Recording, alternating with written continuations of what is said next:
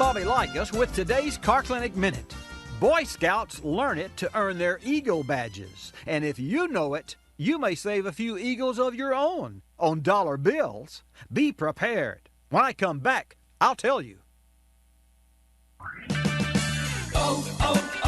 O'Reilly. When your battery goes dead, everything can come to a stop. Don't take a chance on getting stranded. Stop by O'Reilly Auto Parts and get your battery tested free of charge. If your battery does need to be replaced, O'Reilly Auto Parts can help you find the exact Superstart battery that fits your car or truck at a guaranteed low price. O'Reilly Auto Parts, better prices every day. O'Reilly Auto Parts. Being prepared helps save two rare species, money and life. Every year, 1 in 11 Americans is involved in an accident. So listen up. Carry a jack, spare tire, jumper cables, and learn how to use them. Know what's in your insurance policy and who to call. Keep a card listing medical conditions and allergies. Invest in a cell phone. 911 services could be the stitch in time that saves 9 lives, that is. Go ahead, make your Scoutmaster proud.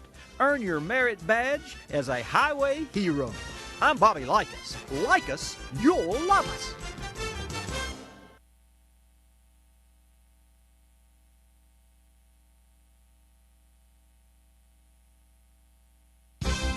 Hi, I'm Bobby Likis with today's Car Clinic Minute. Deadhead stickers on your Cadillac, flower power on your VW, Dole decals on your pickup. If you're ready for a bare bumper, I'll tell you how to strip them, and I'm not teasing. O'Reilly. When your battery goes dead, everything can come to a stop. Don't take a chance on getting stranded. Stop by O'Reilly Auto Parts and get your battery tested free of charge. If your battery does need to be replaced, O'Reilly Auto Parts can help you find the exact Superstart battery that fits your car or truck at a guaranteed low price. O'Reilly Auto Parts, better prices every day. O'Reilly Auto Parts. Strip teases are usually X-rated, but here's one the whole family can enjoy. Removing old decals from your bumper. First, spray them with an aerosol lubricant, then gently rub with your finger to release. If, like some politicians, they won't budge, turn up the heat. With a hairdryer, that is. Warming will help soften the adhesive. Sticker still sticking? On warm, lubricated bumpers, use a plastic spatula to carefully pry decal. Now you're ready for a new bumper message. My favorite? Car Clinic listeners rule!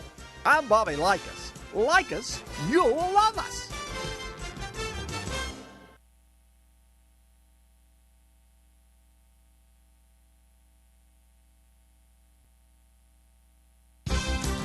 Hi, I'm Bobby Likis with today's Car Clinic Minute.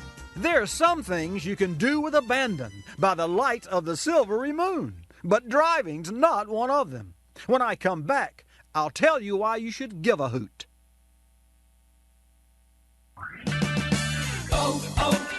O'Reilly. When your battery goes dead, everything can come to a stop. Don't take a chance on getting stranded. Stop by O'Reilly Auto Parts and get your battery tested free of charge. If your battery does need to be replaced, O'Reilly Auto Parts can help you find the exact Superstart battery that fits your car or truck at a guaranteed low price. O'Reilly Auto Parts, better prices every day. O'Reilly Auto Parts. The night has 1,000 eyes, but you have just 2 that don't work as well after the sun goes down. Why are traffic deaths 4 times higher at night? 90% of drivers' reaction is based on vision, which declines significantly at night. With sunsets go powers of peripheral vision, depth perception, and color recognition. And 50-year-olds may need twice as much light as those half their age. Take it from this old owl. Extra caution this Memorial Day weekend is a wise move. I'm Bobby Likis. Like us, you'll love us.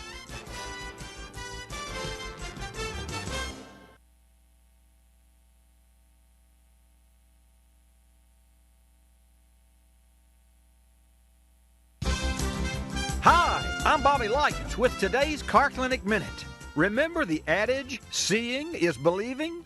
Now there's a car that you can see, but you can't touch. And on first sight, you definitely won't believe. When I come back, I'll walk you through it.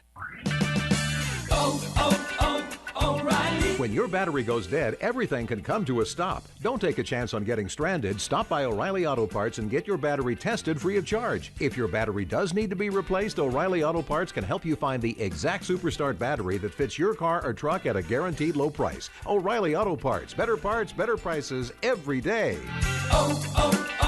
O'Reilly Auto Parts. The latest models are off the drawing board and on the assembly line. But at the next car show, you may not have to worry about bumping into these futuristic cars. They could be holograms, based on a technology called replacement reality. Zebra Imaging and Ford have developed a breakthrough process for viewing electronic design in translucent 3D, which may replace clay models of the automotive Stone Age with image models of the Cyber Age. Move over, Fred Flintstone. George Jetson's here to stay. I'm Bobby Likis. Like us, you'll love us.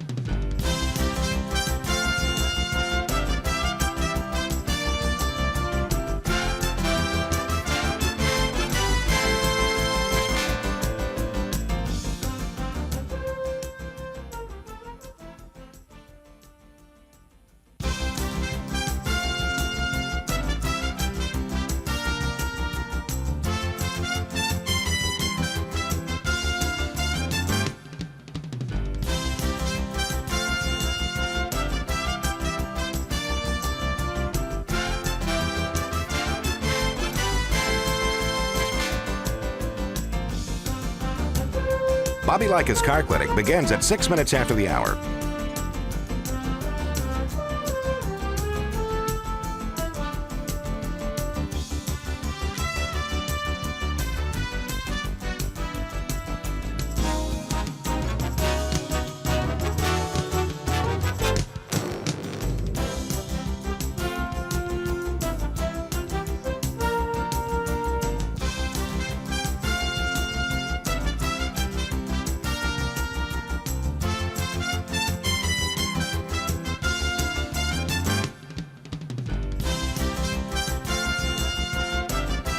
Bobby Likis Car Clinic begins at 6 minutes after the hour.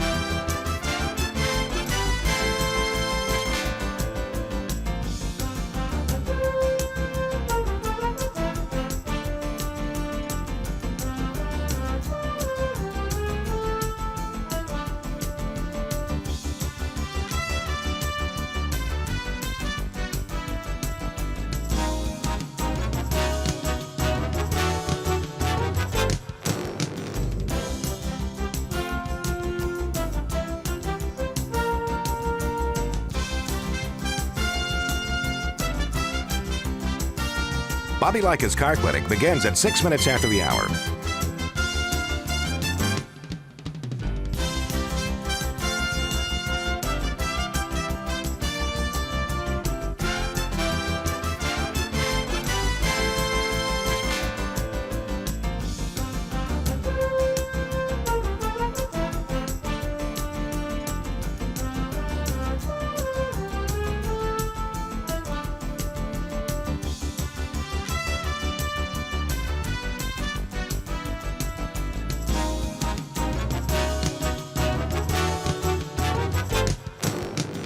Bobby Likis Car Clinic begins at 6 minutes after the hour.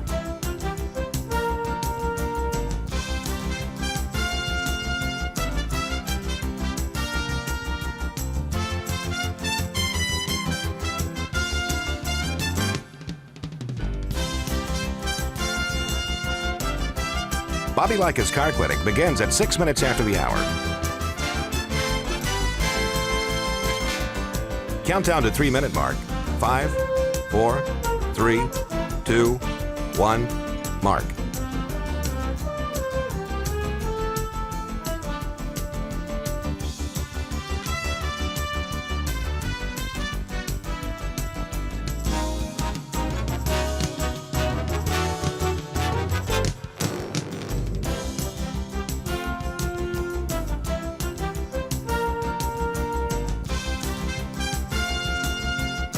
Bobby Likis Car Clinic begins at 6 minutes after the hour.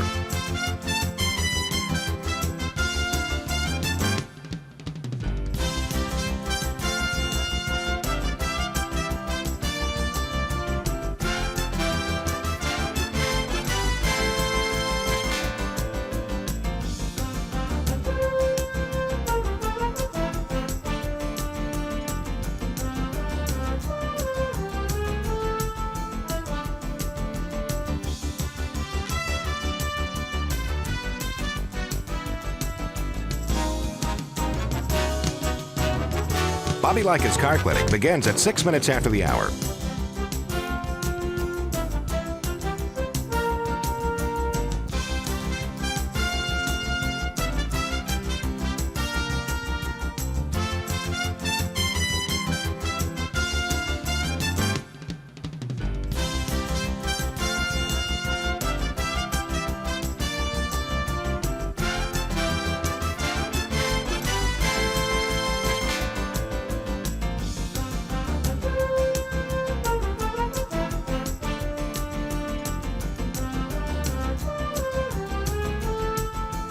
Bobby Likis Car Clinic begins at 6 minutes after the hour.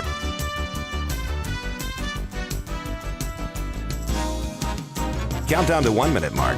5, 4, 3, 2, 1, mark.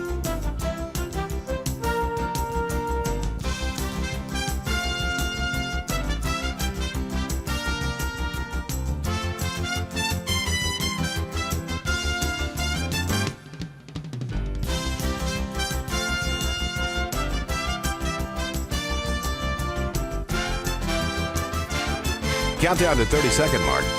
5, 4, 3, 2, 1, mark.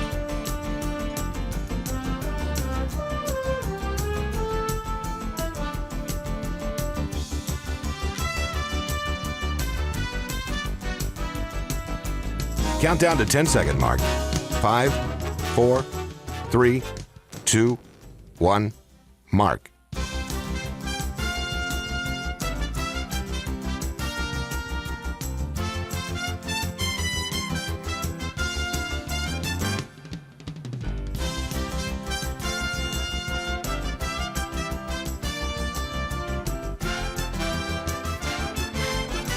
Welcome to Bobby Likis Car Clinic.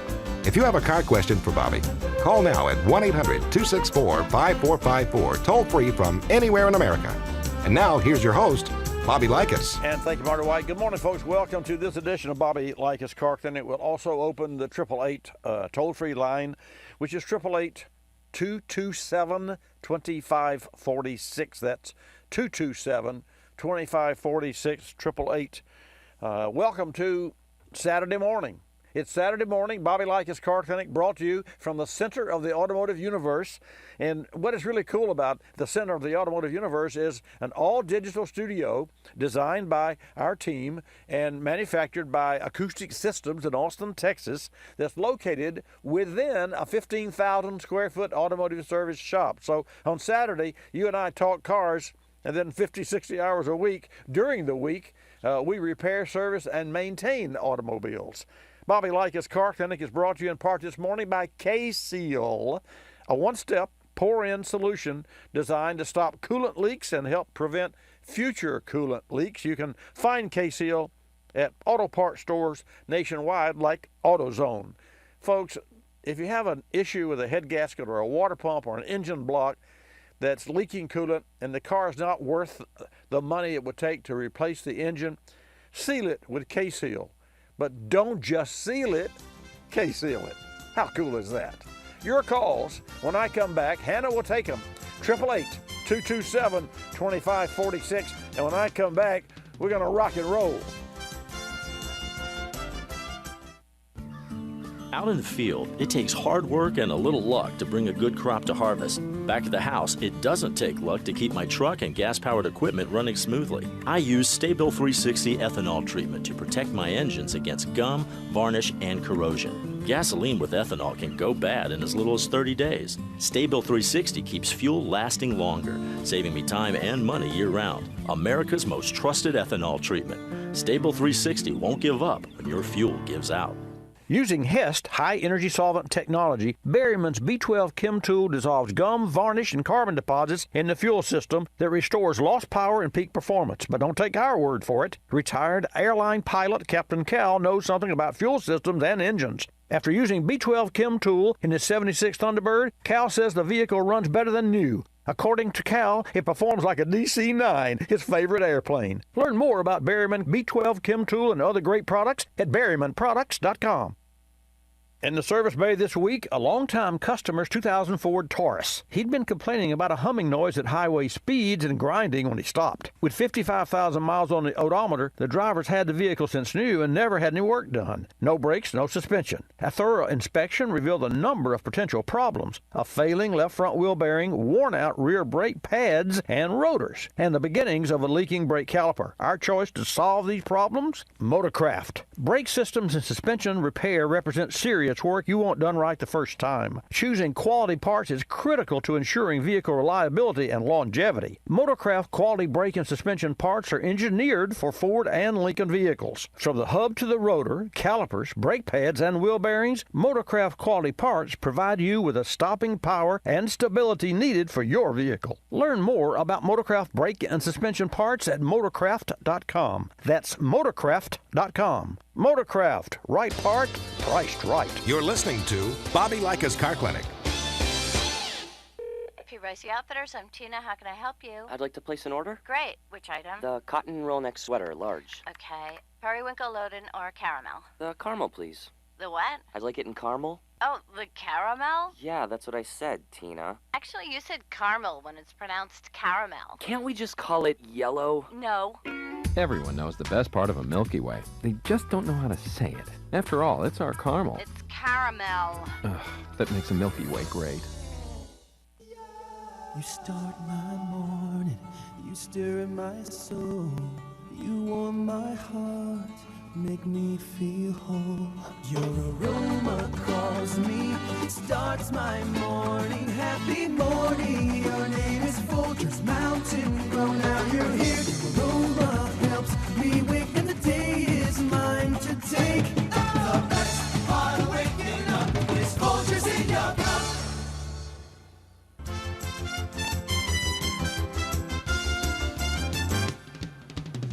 And now back to Bobby Likis Car Clinic and your host, Bobby Likis. Okay, let's get started with today's broadcast. As it is every Saturday from 10 till noon, we come Eastern time, that is, 10 till noon Eastern time. We come to you from here in the center of the automotive universe, which is the Car Clinic Network Studios.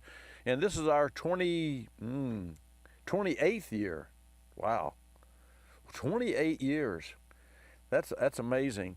Automobiles have changed so much in the past 28 months, much less the past 28 years. I mean, and the odd thing about it, folks, the same, well, not the same maintenance, if you would. I hesitate to use the word maintenance because most of car owners believe that maintenance is changing oil and filter.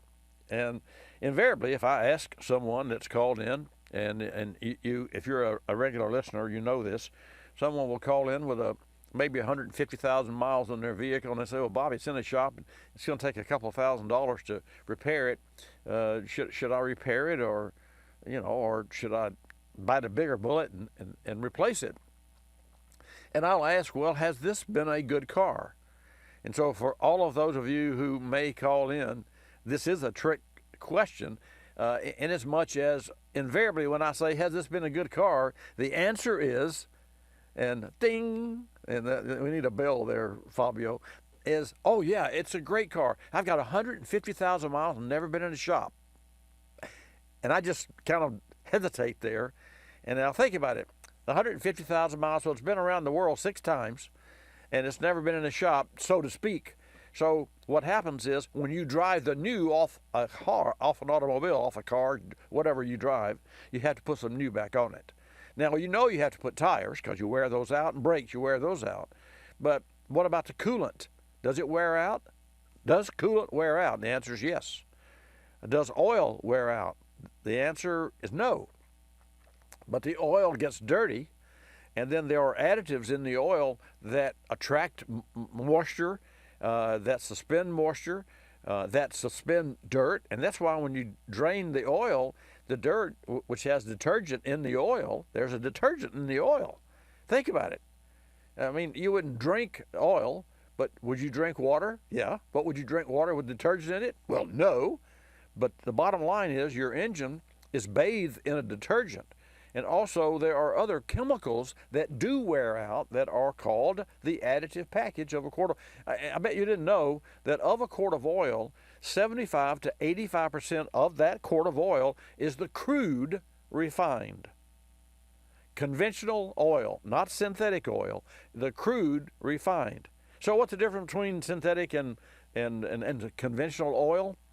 And why is synthetic superior?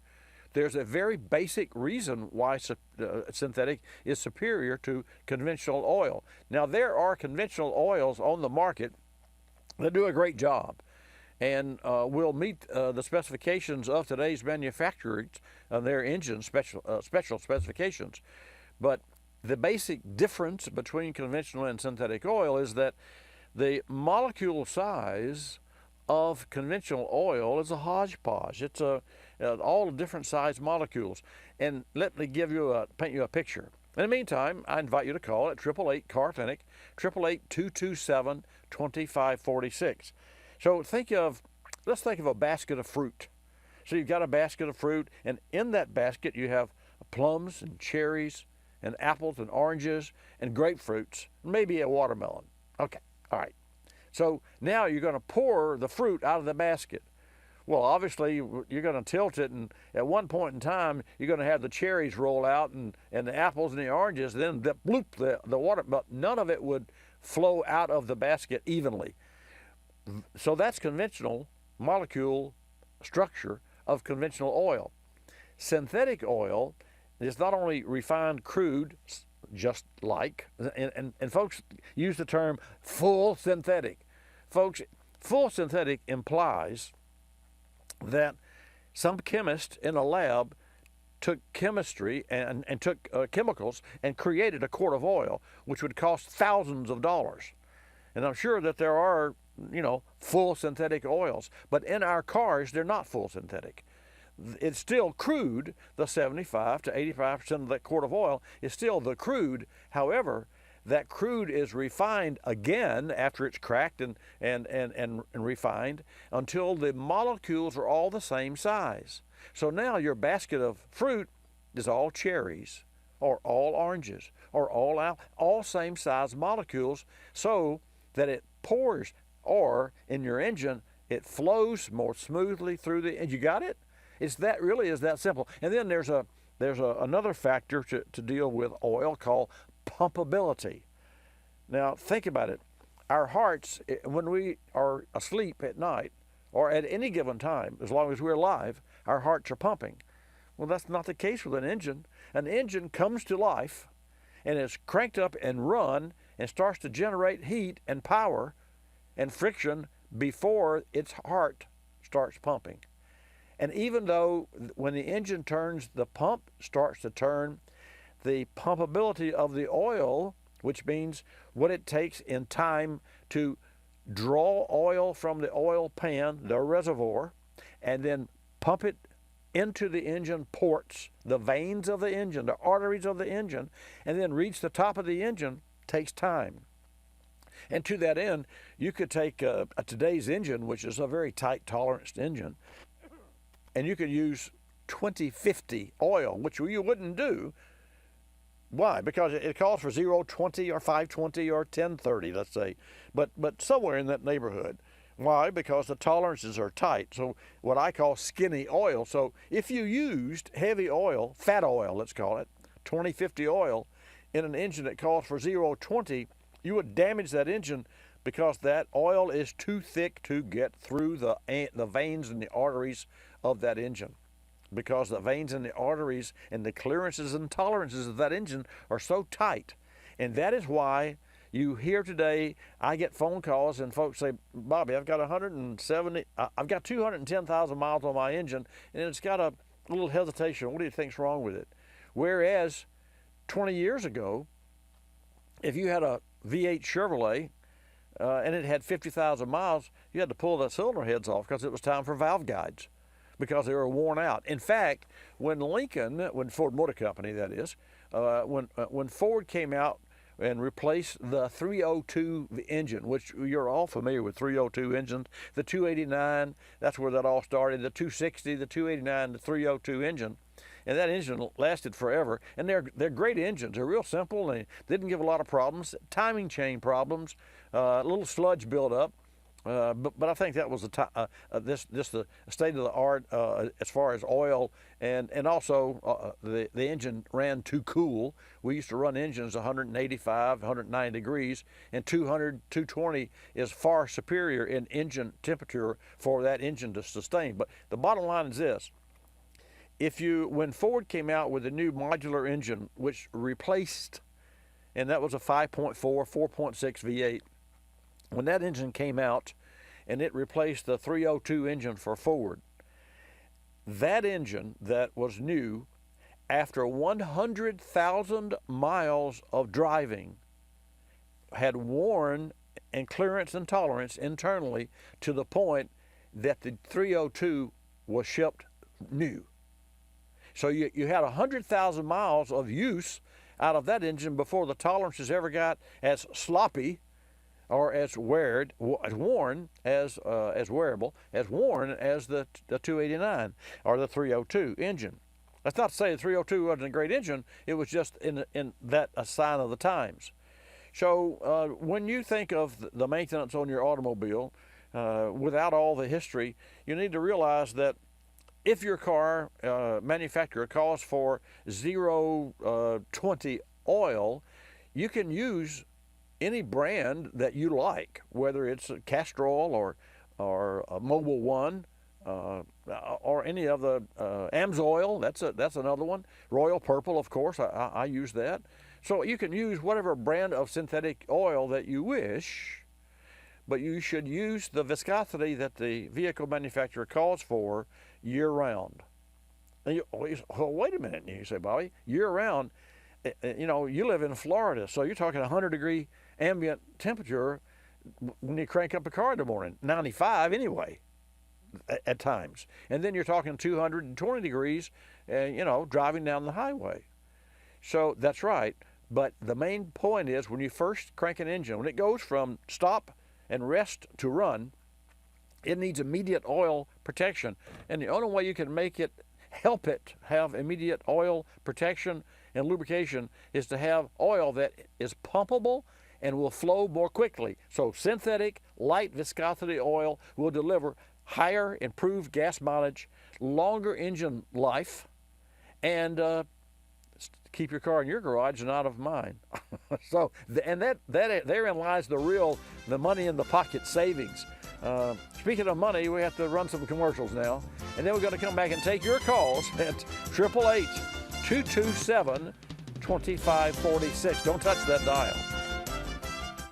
How can you best maintain your vehicle battery? What about installation? You can find answers to these questions and more at The Battery Shop, brought to you by Clarius. The Battery Shop is a YouTube channel featuring DIY battery maintenance and installation videos, technical tips, and even battery science. It's your one-stop shop for car battery information. Clarius is a global leader in vehicle battery manufacturing with over 50 manufacturing, recycling, and distribution centers worldwide. Find The Battery Shop on YouTube or visit autobatteries.com.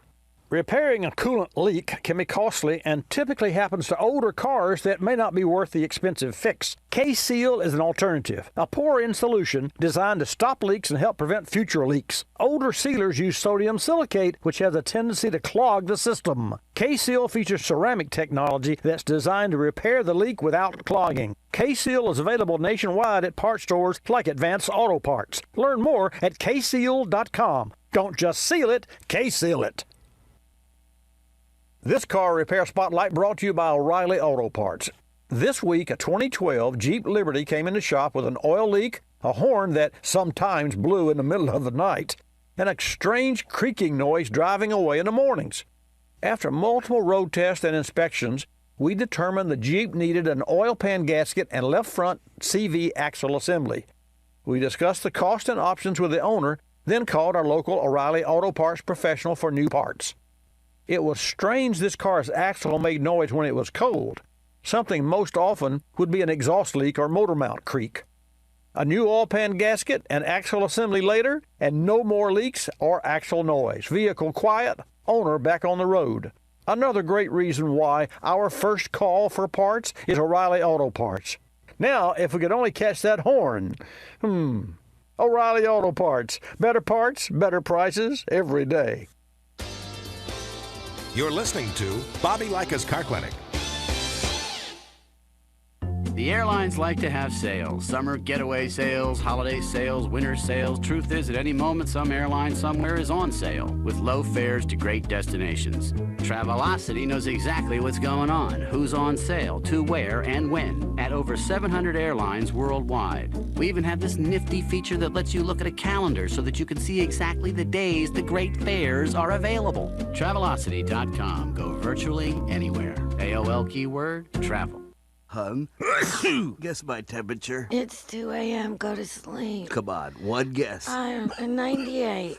Higher. Higher at 99. You're getting warmer. Wait, I'm getting warmer. Cold symptoms keeping you from getting a good night's sleep? Get NyQuil, the nighttime sniffling, sneezing, coughing, aching, stuffy head, fever so you can sleep better to feel better medicine. Use as directed. One more guess. 100? Yes. Tell her what she's won, Bob.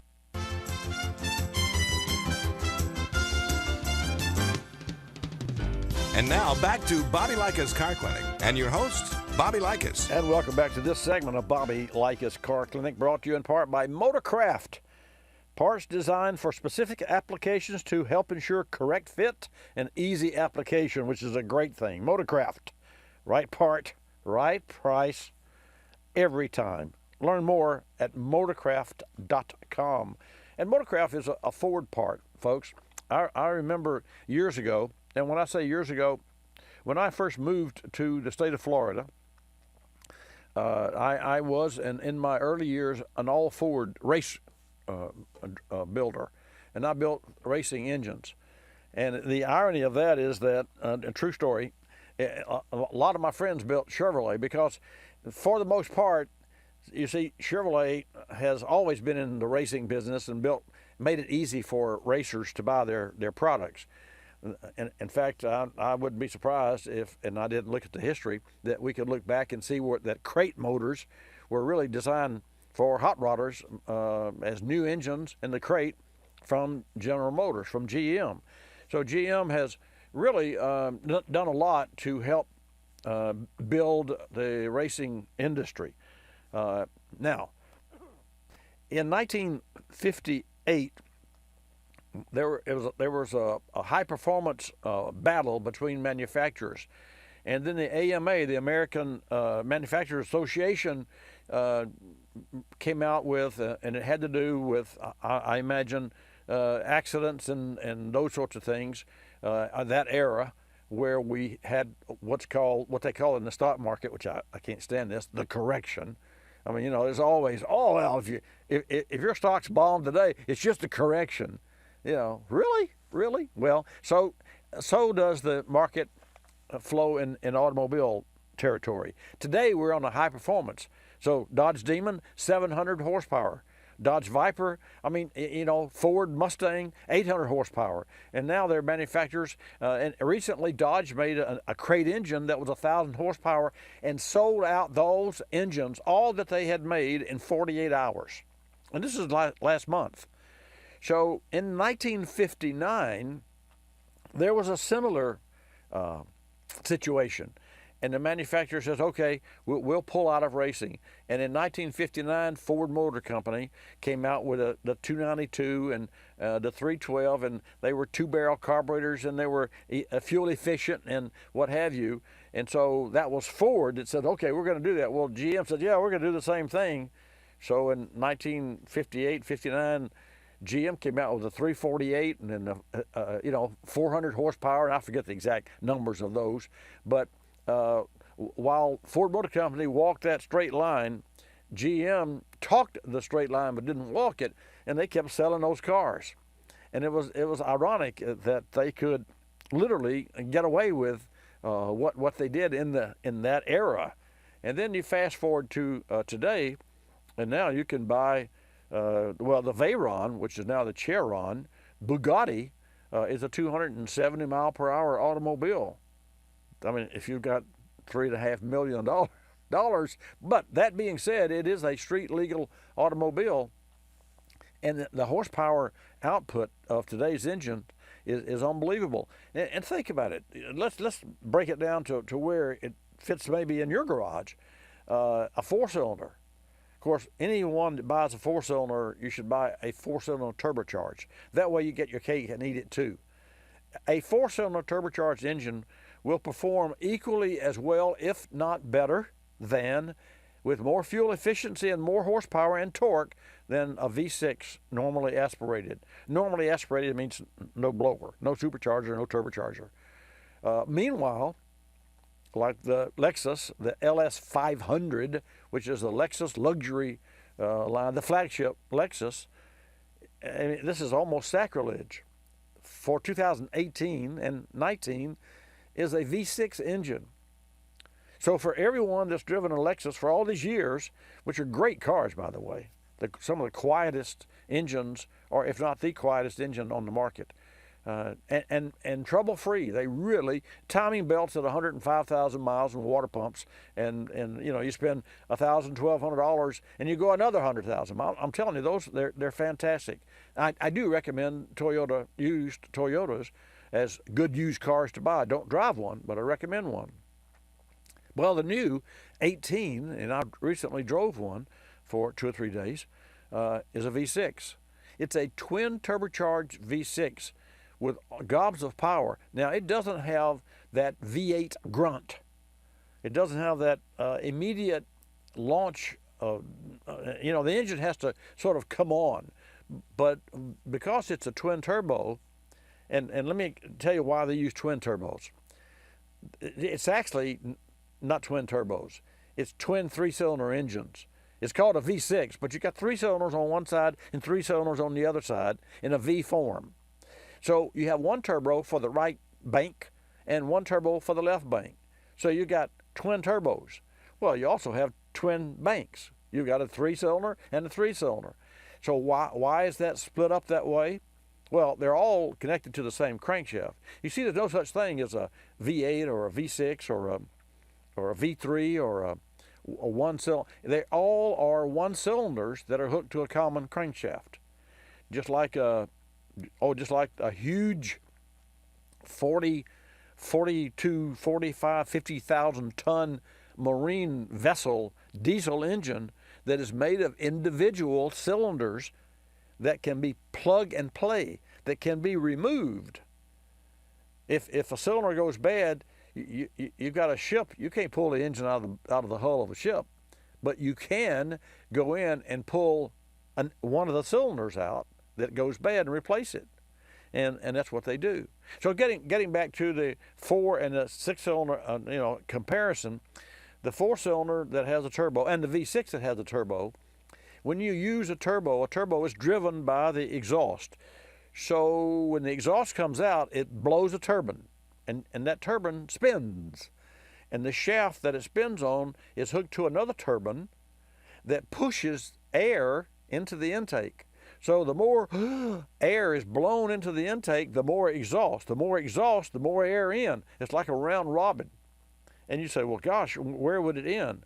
Well, if it did not have a wastegate, which means a control that would control how much pressure it built, it would destroy the engine.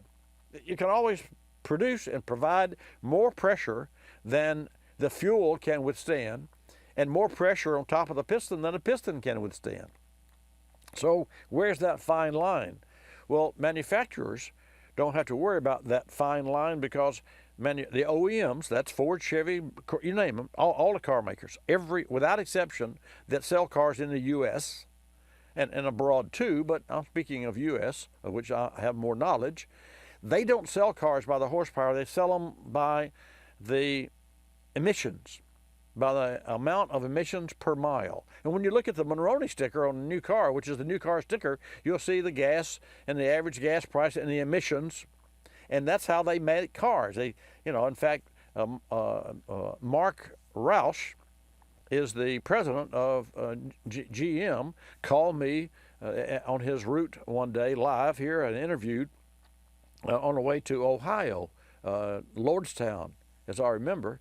And we talked for about 10 minutes, and he was there because GM spent $500 million on a plant there in Ohio where they were making the Volt and the Boat. I understand recently that they were threatening to, and may have done this by now, close that plant down. Not sure about that in Lordstown. But I do know that he called, and we were talking about the fact that turbos and the horsepowers and those sorts of things.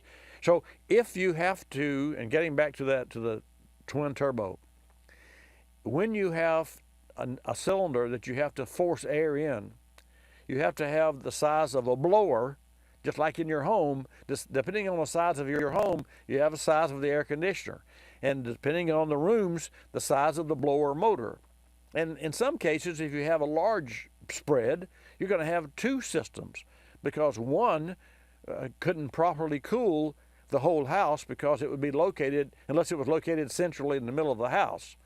And that's why they used to call it central air conditioner, because they did try to pick a place, but that was never the case because the air handler in your home is located down some hallway behind some door somewhere, but for reasons of mechanicals. You hide those mechanicals. So in an engine, the smaller the turbo, the faster it will spool up. And they turn 100,000 RPM. And until they get to 50, 60, 80,000, whatever, they don't truly put out the pressure that makes the engine power. So that's called turbo lag. But I won't get into that. But I will just say this. The smaller the turbo, the quicker it is to spin up. So a turbo that has to spool up for 3 cylinders is much smaller than if you use one turbo that had to spool up and feed air to 6 cylinders. And to that end, when the early model 911 turbo Porsches came on the market, they had the turbocharge, and there was a lot of lag there. And literally, you could nail the throttle on one of those cars, and you'd say, well, hey, what's happening here? You could actually think about it, and about 1.5, 2, maybe even 3 seconds later, all of a sudden, you had 150 more horsepower, and yet you're on the gas all the way. And all of a sudden, it's like somebody came along and bam in the back bumper and just exploded the car. And to that end, the car was dangerous because the back of the car would come around. That's why if you look at all 911 Porsches, and especially the fat-fendered turbo, it's fat-fendered because they had to put big tires on the back. So all of the Porsche 911s had larger tires on the rear than on the front. And to that end, it's called stagger. And to that end, The Jag, my Jag, has a staggered. It has larger, so you can't rotate the tires. And you say, well, wait a minute. Now, if you can't rotate the tires, well, what happens? You got to buy more tires because the rear is going to wear out, rear drive, going to wear out faster than the fronts. And in addition to that, because it's a sports car, the composition of the rubber is softer, so it can get a bite. So you can make a tire really gummy, like they use on drag cars and Top Fuel. You know, that they don't last very long because they're soft and they're gummy, but they will grab the road. And to that end, think about it. Some of you NASCAR folks and listening in Daytona, why don't they use slicks on Daytona? If you have more traction, well, you do until it rains. And then you have what's called rain tires. And the difference between a rain tire and a slick tire is a rain tire has tread so that you can have water evacuation. It's really, really kind of simple, but very sophisticated. Sophisticated simplicity. Perhaps that's a new term that I've just created. Your calls at 888-227-2546 when I come back. Today's Repair Spotlight is for gasoline-powered engines with 60,000 plus miles. At this age and high mileage, vehicles can develop irritating small oil leaks that can make a mess and ultimately cause serious damage to engine and chassis components. The solution? Berryman's B60 High Mileage Oil System Rejuvenator. It's simple to use and safe for engine components like catalytic converters and oxygen sensors. Berryman B60 High Mileage Oil System Rejuvenator cleans and protects the crankcase and engine oil system on all gas-powered vehicles and conditions and revitalizes seals and gaskets to help stop oil leaks. Berryman B60 High Mileage Oil System Rejuvenator contains zinc-based ZDDP and molybdenum moly to help fight friction, heat, and wear. It helps prevent sludge formation to maximize engine performance and life. Don't put up with those pesky oil leaks. Add some Berryman B60 to your motor oil and add another level of protection for your engine. Learn more about Berryman B60 and other great products at berrymanproducts.com. You're listening to Bobby Likis Car Clinic. Waking up can be a chore, but mornings knocking on my front door. Know just what I'll do. Put on a pot of Folgers brew. Mountain grown aroma hits the spot. Helps me give all that I've got. An opportunity to start out smiling and happy. The best part of waking up is Folgers in your cup.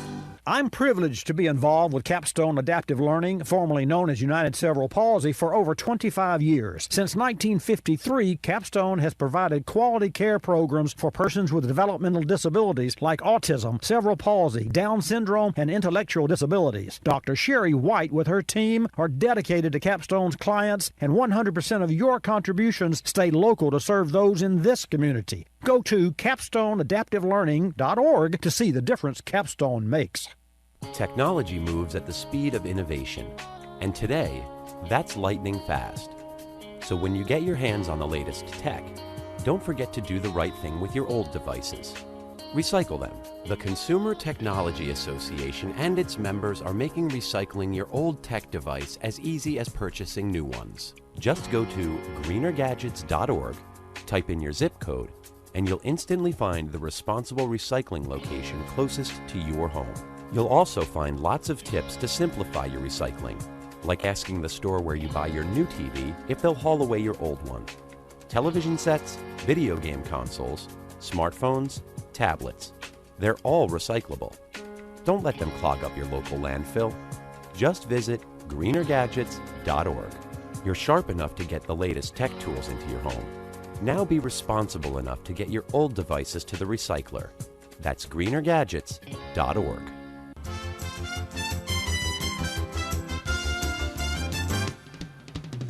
And now back to Bobby Likis Car Clinic and your host, Bobby Likis. And welcome back to this segment of Bobby Likis Car Clinic. I'll take your calls at 888 Car Clinic. That's 888-227-2546. Miss Hannah will take your call and put you in the queue, and I will put you on the air if you have a question. And the kind of questions that normally I get have to do with issues with cars and car repair.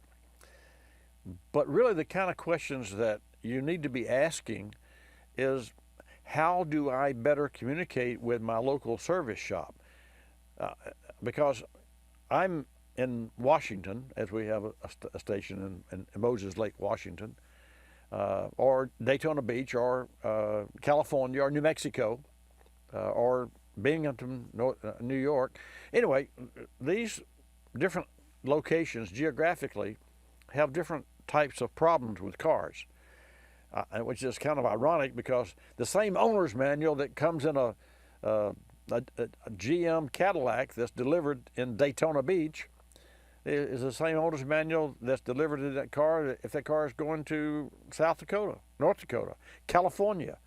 And yet the environment that car runs in is different in different states.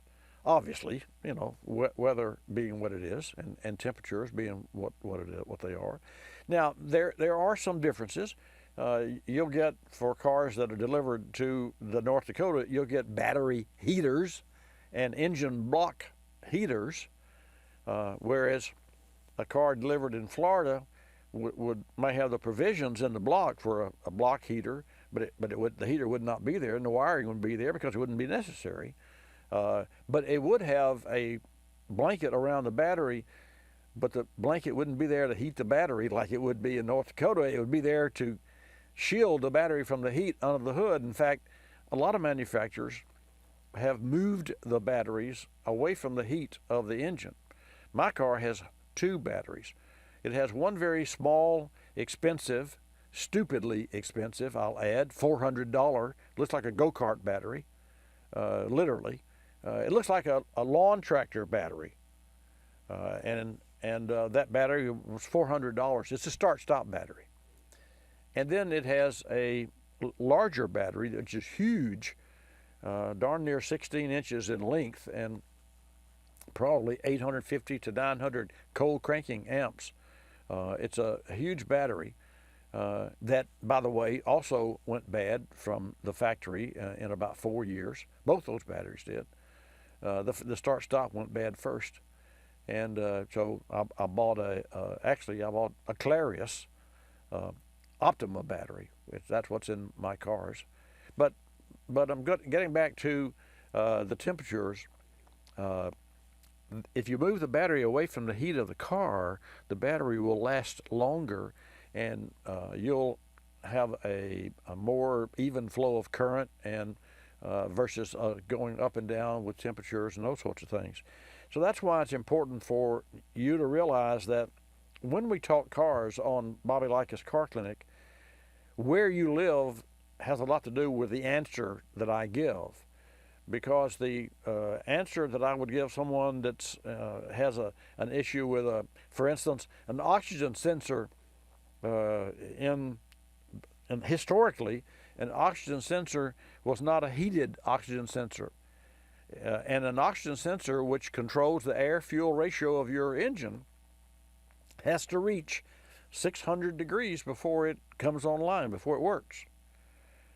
And so it takes about a minute and a half for an O2 sensor to come online. It did when they were first installed on automobiles. And by the way, Bosch actually did not invent the O2 sensor, but they did invent the automotive application of the O2 sensor and delivered that to the States in 1976, the first car. Actually, it was a Volvo and a Saab. So the bottom line, the oxygen sensor mounted on a, let's say, underneath on the exhaust where it needs to measure the air fuel coming out of the engine, would not reach 600 degrees and say on a cold, windy day in Chicago, because it never reached 600 degrees. So the manufacturer says, well, you have to be cruising down the road 45, 50 miles an hour for X amount of time, or run the engine at high RPM, 3,000, 4,000, 2,000, whatever. So what was the cure? They went from a 2-wire oxygen sensor to a 4-wire. It's the same oxygen sensor, but it's a volt-producing device, except the other 2 wires are for a cigarette lighter. They put a cigarette lighter element in the O2 sensor and called it a heated O2 sensor. And now they're 4 wires. So all O2 sensors are 4 wires. Why? because if it has to do with emissions, everything that comes out of OEMs has to do with emissions. I've got a question here from Watch Bobby Live from GS about why do manufacturers no longer produce automobiles that utilize air-cooled engines? Are the days of air-cooled VWs and 911s gone forever? And the answer is yes. And why? Emissions. And I'll explain that in a minute to give the short answer. But the bottom line is, let's say that you're Ford Motor Company and you crank up your car and we're bagging the stuff that comes out of the tailpipe. That's what they do. They put a bag and they capture all the particles and pollutants that come out of the tailpipe. That's what the EPA does. And it takes your oxygen sensor a minute and a half to come online. In that minute and a half, the computer is in a fixed mode so that you can crank your car and back out of the drive and drive off. But the fixed mode is always richer than and dirtier than a controlled air-fuel ratio mode. So, having said that, if we put a heater in the O2 sensor, that sensor can reach 600 degrees, which is a must, before it comes online in about 12 seconds. I've actually been to North Carolina to the Bosch plant for O2 sensors and saw this demonstrated in cold weather. At that time, I think the car they used was a Cadillac, and we used the scan tool that watched the O2 sensor and watched the computer go in what's called closed loop. Closed loop means now the computer's controlling the air-fuel ratio. Open loop means the computer has a fixed program, and that fixed program is designed on the rich side so that the car can be cranked and driven off for the first block. Otherwise, everyone would complain when I got up in the morning if you started to control the air-fuel ratio without their proper temperature, then you would have an issue, drivability issue. So the manufacturers are kind of hung and caught in the middle. They have to create an engine that meets the mandate of emissions, which is good for the country, good for everyone, especially children. Children are, as I understand, 50% more susceptible to dirty air than adults. So to that end, the manufacturers made a heated O2 sensor that came online in 12 seconds. Because a car that comes online in 12 seconds and starts to control its air-fuel ratio for emissions control is a lot cleaner than another car that takes a minute or 25 seconds. And so that's just something for you to think about, and that's what an oxygen sensor does. It measures the oxygen in the air.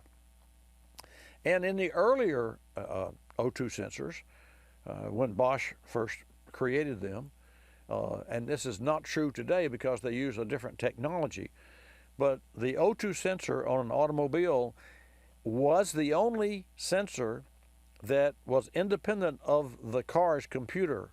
Now, what does that mean?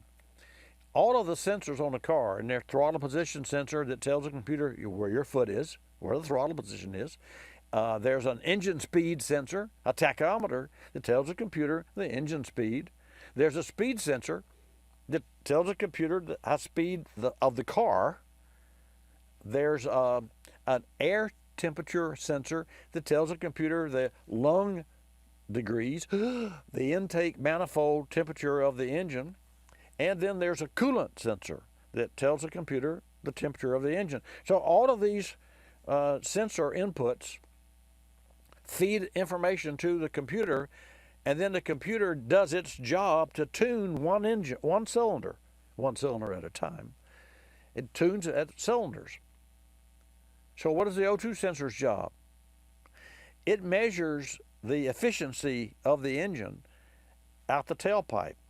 So it's like, I've always used this technology, having the CIA look at your garbage to see what you eat and what kind of mail you get, and that's easy to think. Well, in that estimation and that analogy, that's what an O2 sensor is. The CIA, it's a traffic cop that's measuring the garbage that comes out of your engine. It measures the oxygen, actually, and if the oxygen is too much as compared to the oxygen sample. Well, where does it get the sample? It gets the sample from the air. And to that end, the wire that goes from the computer to the oxygen sensor is sealed. So it actually gets the oxygen from the connector where that wire is exposed inside the computer, inside the car. Why? Because for years, and all O2 sensors plug in. They didn't make the plug weatherproof. So the elements would cause corrosion and would change the signal and cause weird things. And you'd unplug it, test it, and put it back together, and the car would be okay until another month went by, and then it would go south again. So that's just another reason that the manufacturers made waterproof and element-proof seals, and there are O-ring seals in any external connector of all engines, whether it's down there under the exhaust or inside under the hood. Just remember, when you plug a new component, whether it's a crank sensor or an oxygen sensor, into the loom, you should lube it with some Silglide or some lubricant. It doesn't matter. You can put Vaseline on it if that's all you got, so that the O-ring can pop into place and seat properly. Otherwise, it'll roll up and tear, and that would cause an issue. Getting back, and I'll close the story out, with regard to air-cooled engines and the Watch Bobby Live GS, the viewer on Watch Bobby Live that's asked this question, why do manufacturers no longer produce automobiles which utilize air-cooled engines? And it's all to do with emissions, because you cannot sustain the correct and reach the proper temperature, and unless you get the engine up to 220 and keep it there, which takes coolant and controlled flow of coolant to specifically keep that engine there, then you cannot meet the emissions laws and rules.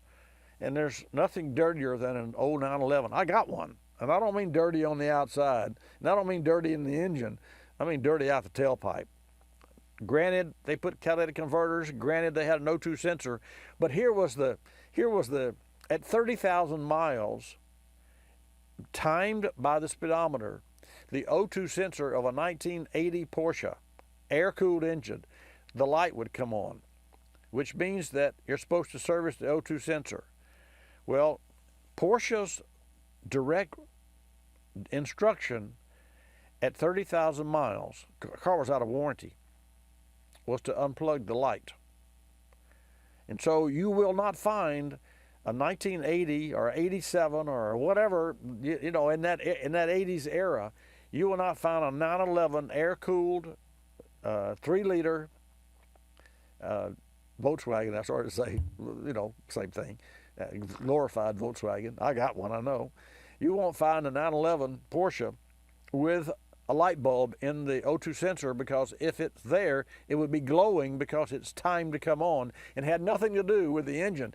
And to that end, folks, and this is another interesting that has to do with today's cars.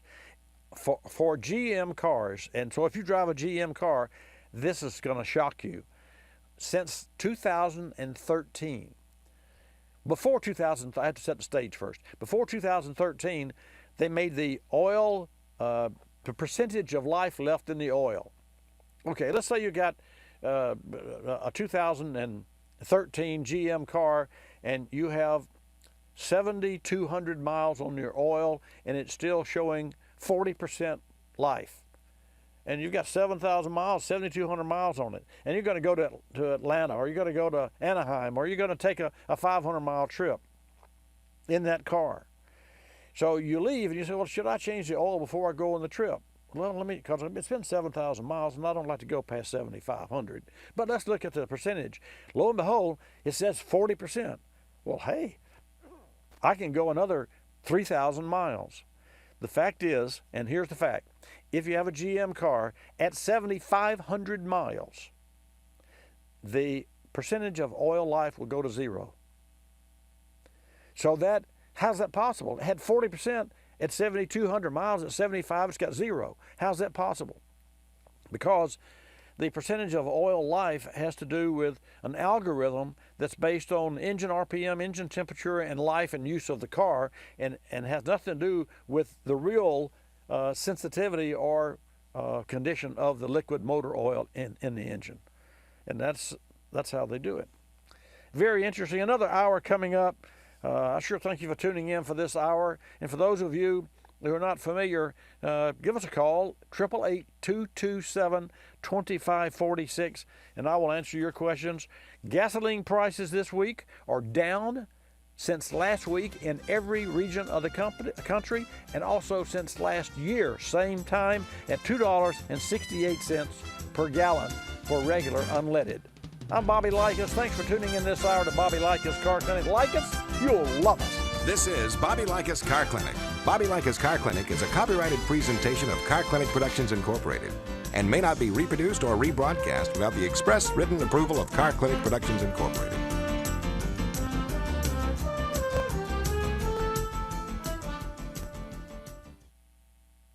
Folks, you never want to get surprised by a dead battery. A vehicle's original battery generally lasts about 3 to 5 years, but many fail long before then. Next time you're in for an oil service, have the technician test your battery. Better now than too late.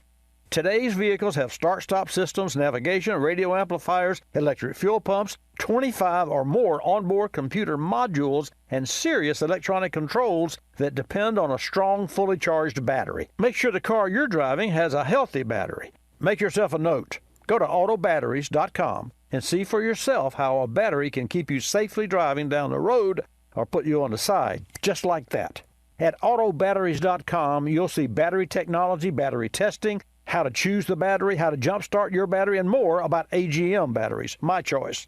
I'm not here to make you a battery expert, rather to help you better understand why a reliable battery is essential for your road trips. Go to autobatteries.com. You're listening to Bobby Likis Car Clinic.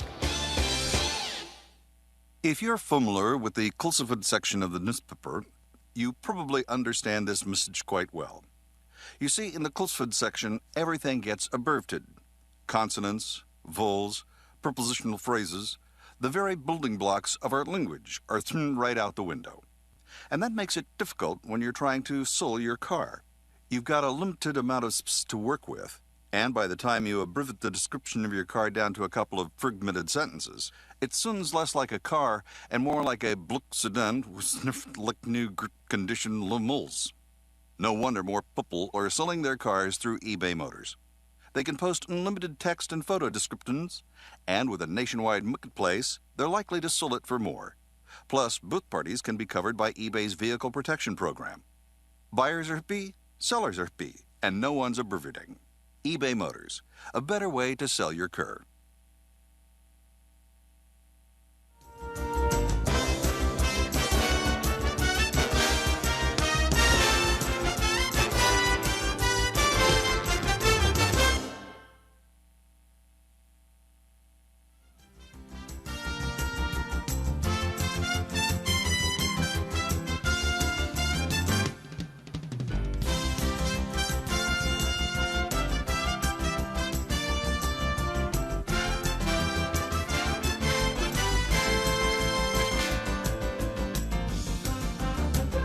Bobby Likis Car Clinic begins at 6 minutes after the hour.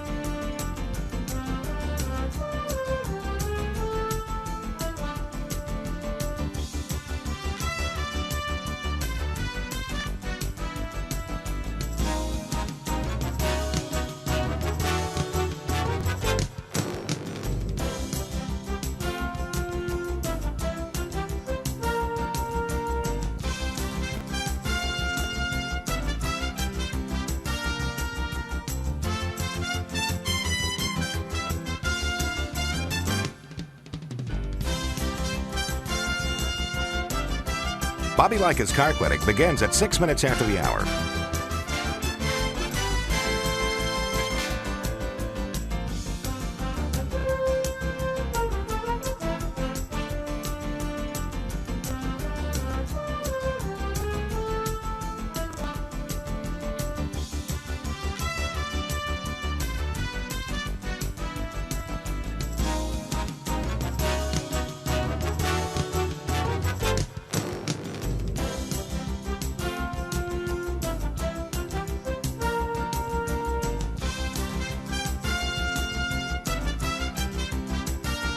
Bobby Likis Car Clinic begins at 6 minutes after the hour.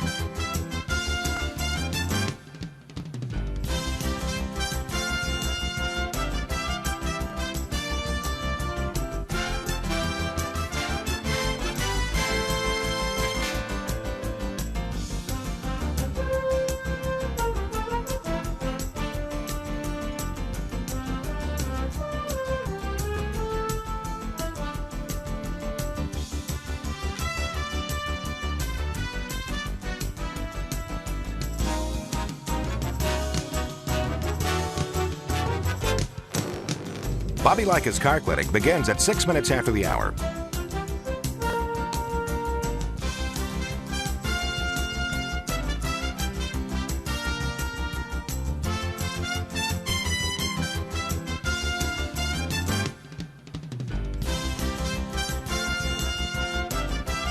Bobby Likis Car Clinic begins at 6 minutes after the hour. Countdown to 3-minute mark. 5, 4, 3, 2, 1, mark.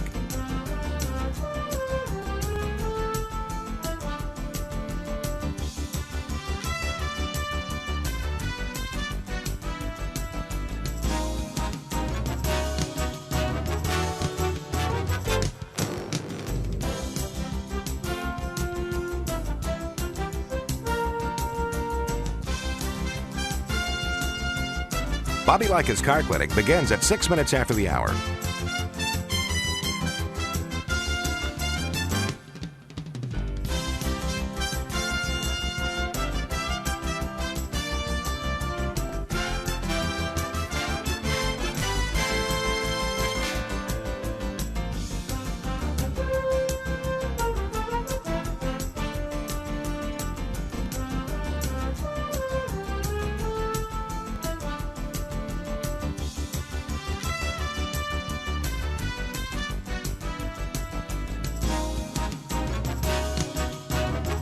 Bobby Likis Car Clinic begins at 6 minutes after the hour.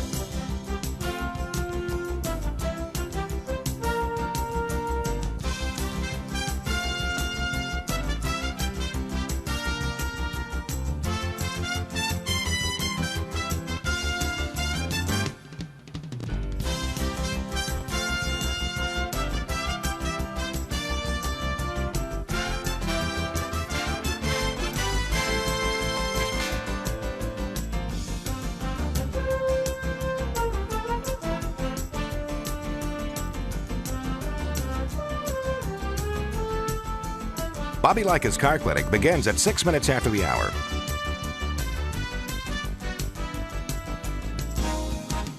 Countdown to 1-minute mark. 5, 4, 3, 2, 1, mark.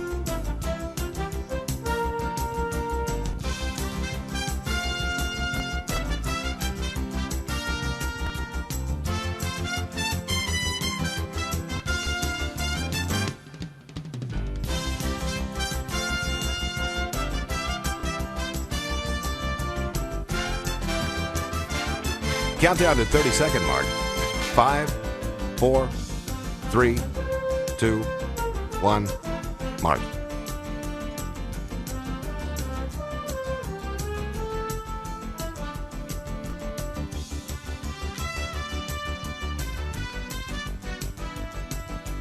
Countdown to 10-second mark. 5, 4, 3, 2, 1, mark.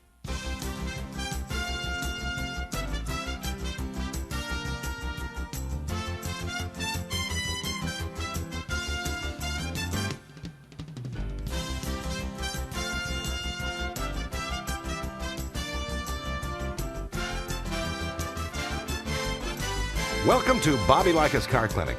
If you have a car question for Bobby, call now at 1-800-264-5454, toll free from anywhere in America. And now, here's your host, Bobby Likis. And a special welcome to this broadcast. Welcome to Bobby Likis Car Clinic. Glad to have you join us right along with me this hour, and we're going to talk cars. I'll take your car questions at 888 Car Clinic. Hannah will actually put you in the queue, and I will put you on the air. So if you have a car that you're trying to make the determination on whether or not you should keep that car, spend a few $1,000s to get it up to roadworthiness in its care and its condition, or bite a bigger bullet and just trade it off, then I'm your man. I just consider me your personal car consultant, and I will share with you the information that I've learned over my long career in the automotive service and repair field, and also what I've learned right here on Bobby Likis Car Clinic every Saturday from 10 till noon Eastern Time when I come to you and I take your calls and I give you the benefit of my years of experience, not always right. Don't have all the answers, but I certainly can help you better communicate with your local service provider, and there is the goal of Bobby Likis Car Clinic. Bobby Likis Car Clinic is brought to you in part by Clarius, the world's largest producer of automotive AGM batteries, which are precision engineered to meet the electrical demands that we put on today's automobiles. You can learn more at autobatteries.com. That's autobatteries.com. Your calls, 888-227-2546. When I come back, I'm Bobby Likis. You're going to love us. Time for another edition of Cooling System Q&A brought to you by Motorrad, your first choice for vehicle thermostats and caps. Why is the thermostat so important? Cooling system regulates engine temperature and helps prevent overheating. While it's comprised of several components, the thermostat plays a critical role with efficient cooling system operation. It must regulate coolant flow properly to maintain a specific engine operating temperature in addition to providing quick warm-up. Motorrad's new stainless steel thermal element UltraStat is unmatched for corrosion resistance. Its revolutionary Reax wax mixture provides quicker reaction time. The UltraStat also features bilinear valve technology, which prevents thermal shock to cooling system components, gradually increasing coolant flow versus instant maximum flow found in traditional thermostats. The UltraStat precisely controls engine temperature to ensure the lowest emission standards, maximum fuel efficiency, and terrific interior cabin comfort. The Motorrad UltraStat line is the perfect thermostat upgrade option with coverage for over 160 million vehicles on the road today. Motorrad, leading the way in coverage and service. We recently had an 09 Honda Pilot come into the shop with 169,000 miles on the odometer. The vehicle owner said the cabin was starting to smell like coolant, and he was concerned. Upon closer inspection, we found a heater core leak. Choices were to keep the vehicle and make a repair, which at best is half a day's labor plus parts, or sell the vehicle and buy a different used car that could have its own set of problems. We presented a third option, K-Seal. You've heard me talk about K-Seal before. Well, I don't just talk about it, we actually use the product in our service shop. It's a pour-in solution designed to stop leaks and help prevent future leaks. Other sealers use sodium silicate, which has the tendency to clog the system. K-Seal features ceramic technology that's designed to repair the leak without clogging. Our customer went with K-Seal, and 1 month later, no more leak. Learn more about K-Seal at kseal.com. Don't just seal it, K-Seal it. You're listening to Bobby Likis Car Clinic. Another lending success story from LendingTree.com. Car dealers like playing games. They play percentage points, they play markups, but I don't like playing with my money. So I got my auto loan through LendingTree.com. I filled out one simple form, a marketplace of banks and lenders competed over it, and I got 4 offers back within hours. After all, the car buying game is a lot easier to win when you're holding all the cards. LendingTree.com. When banks compete, you win. For additional information and state license disclosures, please visit our website located at LendingTree.com.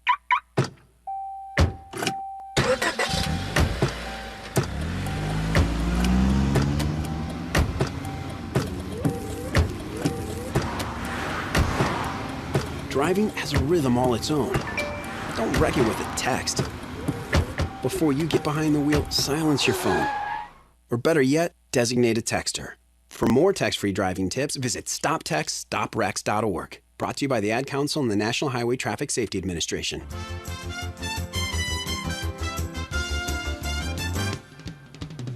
And now back to Bobby Likis Car Clinic and your host, Bobby Likis. And welcome to this hour of Bobby Likis Car Clinic. Thanks for tuning in today. And just remember that every Saturday from 10 till noon Eastern Time, I come to you, and this is our 48th year that we're celebrating, and one of our best ever, I have to say. And I'm sorry, I take that back. I stand corrected. 28th year.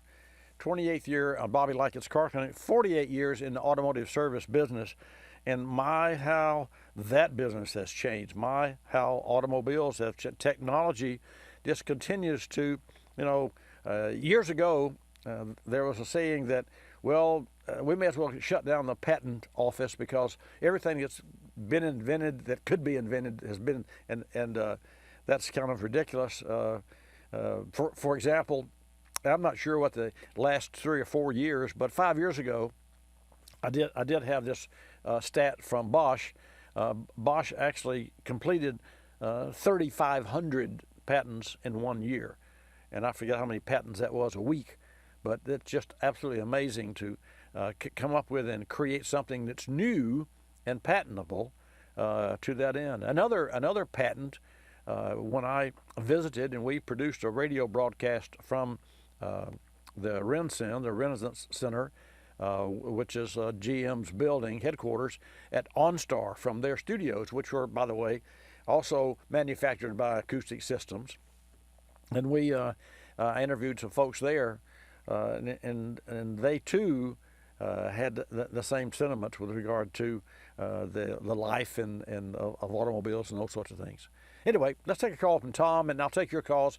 We'll try to get more calls in this hour at 888-227-2546. Again, 888-227-2546. Tom, thanks for holding. Welcome to Bobby Likis Car Clinic. Good morning, sir. How are you today? Terrific. You? Well, I've got a question about something silly probably, but I try to change my fluids. I usually go through 1 or maybe 2 a year in my vehicle. Okay. And so that way I never have a fluid that's over 3 years old. But I haven't had my brake fluid flushed. I mean, I've had the same brakes on here for 8 years, and I'm wondering if I ought to do that or just wait till I change my brakes. I figured I'd wait till I change my brakes and do it then. Well, see, when you change your brakes, you actually it should be done every 2 years. Well, it depends. You live in Missouri, so the average humidity there is what? For here, we live in the tropics. I mean, it's like 80% or so. What's the humidity there in Missouri? Summertime it's about the same, but in of course in the winter it goes way down, 30, 20. Well, Tom, here's first let's look at the chemical that you're talking about. The brake fluid is hygroscopic, which means that that brake fluid absorbs moisture. Also, the brake fluid that is in any car is exposed to the atmosphere because it's not a sealed system. And yet you think, well, wait a minute, it has to be a sealed. If it didn't, when I stepped on the brakes, it would all blow out, which can do if a line goes bad or what have you. But but the reservoir has to have a vent, and has to have a vent, because as the pads wear and or the shoes in the back, if it's pad and drum, as the linings wear, the piston has to reach out farther to push and follow the piston follows the pad. And if you've ever put brakes on a car, you got to push the piston back in. Well, when that happens, the fluid level has to be able to go into the piston, and then when you let off the brakes, that same fluid has to come back up into the reservoir. So the reservoir can't be sealed, because it would soon reach a point to where it would not allow vacuum.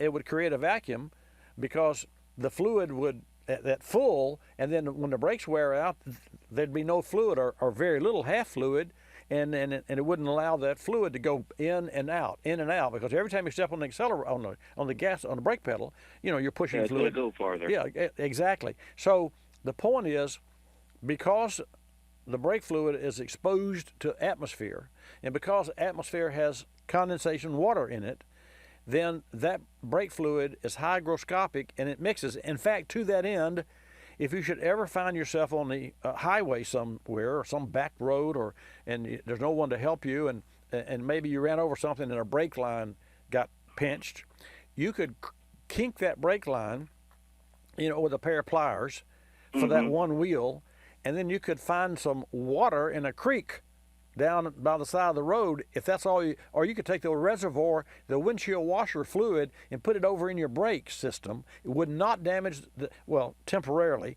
It would be a temporary, but that's an emergency situation because they mix together. They're not like oil and water. They're viscous there. They mix.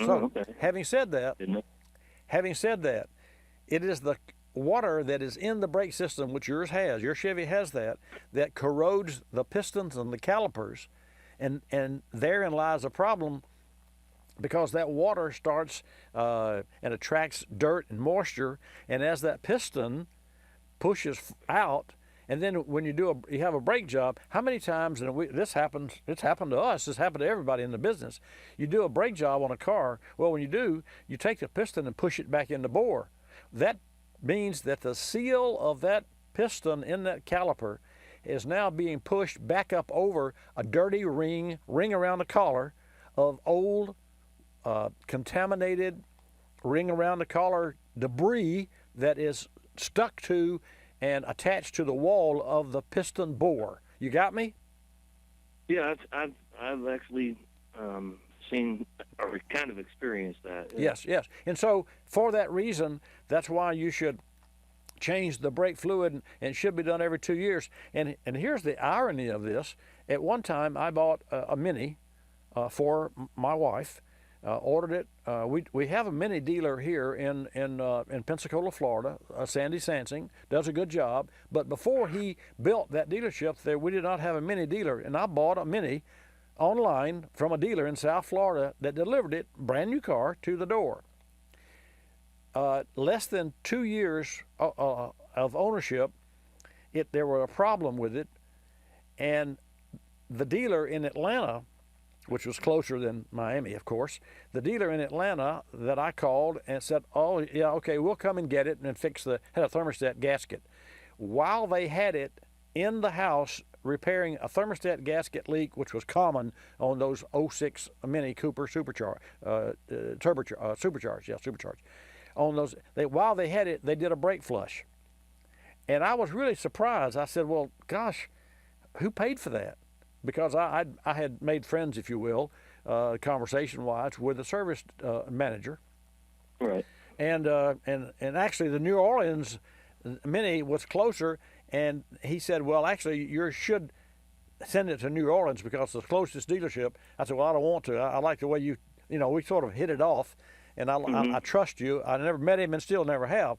But the bottom line is, Mini Cooper, BMW, paid their dealers to change the brake fluid in 2 years on those Mini Coopers. And that was in 06. So in 07 or 08, somewhere in that mileage or time frame, they did that, and the dealer was paid under warranty. And you and I know that the manufacturers, the OEMs, are not going to pay the dealers to do maintenance on the car. It is the owner's, responsibility, and they did that. Why? Because that's why you should do that. And by the way, how do you choose which of your fluids that you're going to change this year? I just have a list I write down that I follow. 1 year it's coolant and power steering. 1 year it's transmission and brakes. Right. But I haven't been doing the brakes because I haven't. Well, you need to do the brakes because so I guess I need to add that on there. Yeah, you do need to do the brakes, and actually, I would suggest that you find a local shop, whether it's independent or new car dealer, your choice, that for sure has a power flush machine, which means that we actually use a vacuum, and we will make sure the reservoir is filled, and we will go to, in the order in which you should properly bleed a car, we'll go to the farthest point and pull the fluid out of the caliper by the machine, and then we're assured of getting all the old fluid out because you can't, You know, some companies use a turkey baster and suck that fluid out of the reservoir. Well, that does nothing for the whole system because that's just a reservoir. Exactly. So anyway, I'm glad you called because you're on the right track and you're doing all the right things. Just know that with the cooling system, the wearables, the additive package in the cooling system are very vulnerable and sacrificial. So while the coolant may last a while, the additives in it will give problems, and also electrolysis, and use a pH, which should be in the 8 factor. Got a hard break coming up, Tom. Thank you, and I'm going to Kent when I come back. 888 Car Clinic. In the service bay this week, a longtime customer's 2000 Ford Taurus. He'd been complaining about a humming noise at highway speeds and grinding when he stopped. With 55,000 miles on the odometer, the driver's had the vehicle since new and never had any work done. No brakes, no suspension. A thorough inspection revealed a number of potential problems. A failing left front wheel bearing, worn-out rear brake pads and rotors, and the beginnings of a leaking brake caliper. Our choice to solve these problems? Motorcraft. Brake systems and suspension repair represent serious work you want done right the first time. Choosing quality parts is critical to ensuring vehicle reliability and longevity. Motorcraft quality brake and suspension parts are engineered for Ford and Lincoln vehicles. From the hub to the rotor, calipers, brake pads, and wheel bearings, Motorcraft quality parts provide you with the stopping power and stability needed for your vehicle. Learn more about Motorcraft brake and suspension parts at motorcraft.com. That's motorcraft.com. Motorcraft, right part, priced right. We recently performed a major service on a 1996 F-150. The vehicle had just under 200,000 miles on it. In addition to fluids and filters, we changed the spark plugs and boots, performed a cooling system flush, and replaced the thermostat, hoses, and drive belts. After a few weeks, the owner noticed a small leak coming from the area where the transmission bolted onto the block. Using a pressure tester, we found that coolant was seeping from one of the freeze plugs at the rear of the engine. This repair would require several hours of labor and another few days or so in the shop. Given the truck's age and the fact it was just in the shop for service, we suggested K-Seal, a one-step permanent multi-purpose system for coolant leak repair that won't clog radiators or heater cores. K-Seal stops leaks and can also prevent future leaks. After driving the truck for a week, the owner called and let us know the leak had stopped. K-Seal is available at fine retailers everywhere, like Napa Auto Parts. Don't just seal it, K-Seal it. You're listening to Bobby Likis Car Clinic. Telephone tip. From Geico Auto Insurance. When calling Geico to switch your car insurance, you will not need acetaminophen, naproxen, indomethacin, ibuprofen, a cold compress, an on-call acupuncturist, or any other pain remedy. In 15 minutes, you could save 15% or more. If it were any more painless, you could do it in your sleep, which is theoretically possible since we offer complete 24-hour service. Call 1-800-947-AUTO, 1-800-947-AUTO. Geico Direct, the sensible alternative. When you purchase the latest TV, tablet, or smartphone, don't forget to do the right thing with your old ones. Recycle them. The Consumer Technology Association and its members are making recycling your old devices as easy as buying new ones. Just go to greenergadgets.org, type in your zip code, and you'll instantly find the recycling location closest to your home. You'll also find recycling tips, like asking the store where you buy your new TV if they'll haul away your old one. Don't let your old tech tools clog your local landfill. Just visit greenergadgets.org.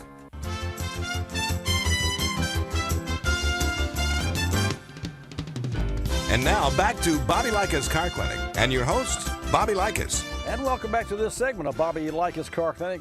Delighted to have you join us today. And just remember, every Saturday from 10 till noon Eastern Time, we're right here to answer your car questions at 888 Car Clinic. That's 888-227-2546. Bobby Likis Car Clinic is brought to you in part by our partners, the Car Care Council. And folks, it's back to school time, the perfect opportunity for drivers to make sure that the vehicles are kid safe and road ready. Visit carcare.org for a number of fantastic tools, including tips and service schedules and videos and more. That's carcare.org. Go to Missouri, take a call from Kent. Kent, welcome to Bobby Likis Car Clinic. Thank you for holding. Well, thank you for talking to me. My pleasure, sir. Hey, I have a 03 Dodge Dakota. I bought it new. in Orlando, Florida. I brought it up to St. Louis when it was about 2 or 3 years old. And in the wintertime, it was garaged. In the wintertime, when the weather got cool, the transmission would slip. I would start it up. If I didn't let it warm up a little bit, I couldn't get it out of the garage. Wow. And then occasionally it would slip. I took it down to Athens, Georgia for several years, and it doesn't really get cold down there, but it would slip there in cool weather. And in the summertime here, I'm back in Missouri, it hasn't slipped, but before it got warm, it was slipping. And I was wondering, what can I do? Well, Kent, I'll tell you, to me, because it's a cold function, that earlier in the first hour of today's broadcast, I talked about pumpability of oil. Well, if for some reason the transmission fluid, and the viscosity of the transmission fluid is much thinner than motor oil. I mean, yes. It's two different animals. And in fact, here in the shop, we have these reels where we can pump actually, we had overhead reels, and for years we would buy 55 gallons of oil and use the reels, and the reels have a counter and what have you. The problem, the pipes, when we piped this building, even using the tape sealer on the pipe threads, always leaked transmission fluid. We had to keep a bucket, a pan under the reel handle because it would always drip. And it wasn't just the handle, it was the pipe fittings. So, having said that, it's possible that the fluid is too thick in your vehicle for one reason or another. It could even be that have you changed the fluid? I guess the short answer, have you ever changed the fluid? No, the fluid is nice and pink and has no odor to it at all. And I'm one of those, if it doesn't if it ain't broke, don't fix it. I got you.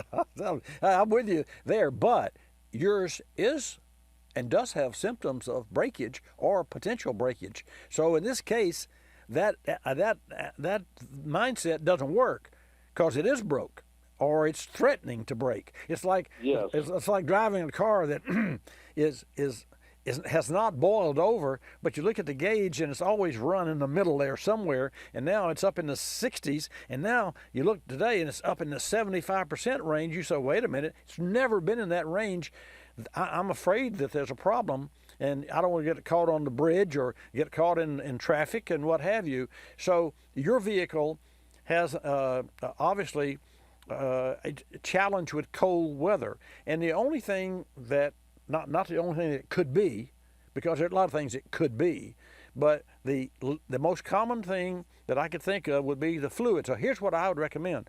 I'd recommend that you change the fluid in the transmission and you go to synthetic fluid, which will flow faster when that vehicle is cold. Now, just know this.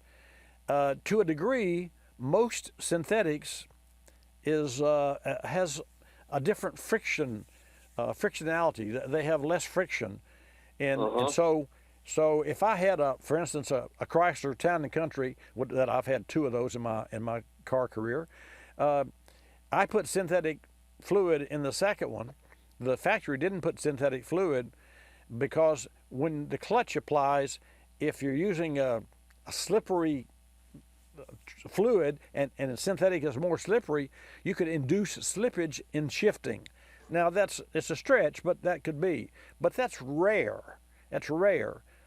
So I just want you to know that the only thing that you as the owner can do to change the behavior of this Dakota is to change the type fluid that's in it and to change the fluid regardless of what the fluid looks like. And then here's another tip. You said the fluid looks great. There's a tip that I'm going to give and share with you, Kent, and everyone tuned in. Now, understand, folks, your car has to have a transmission dipstick in order to use this test.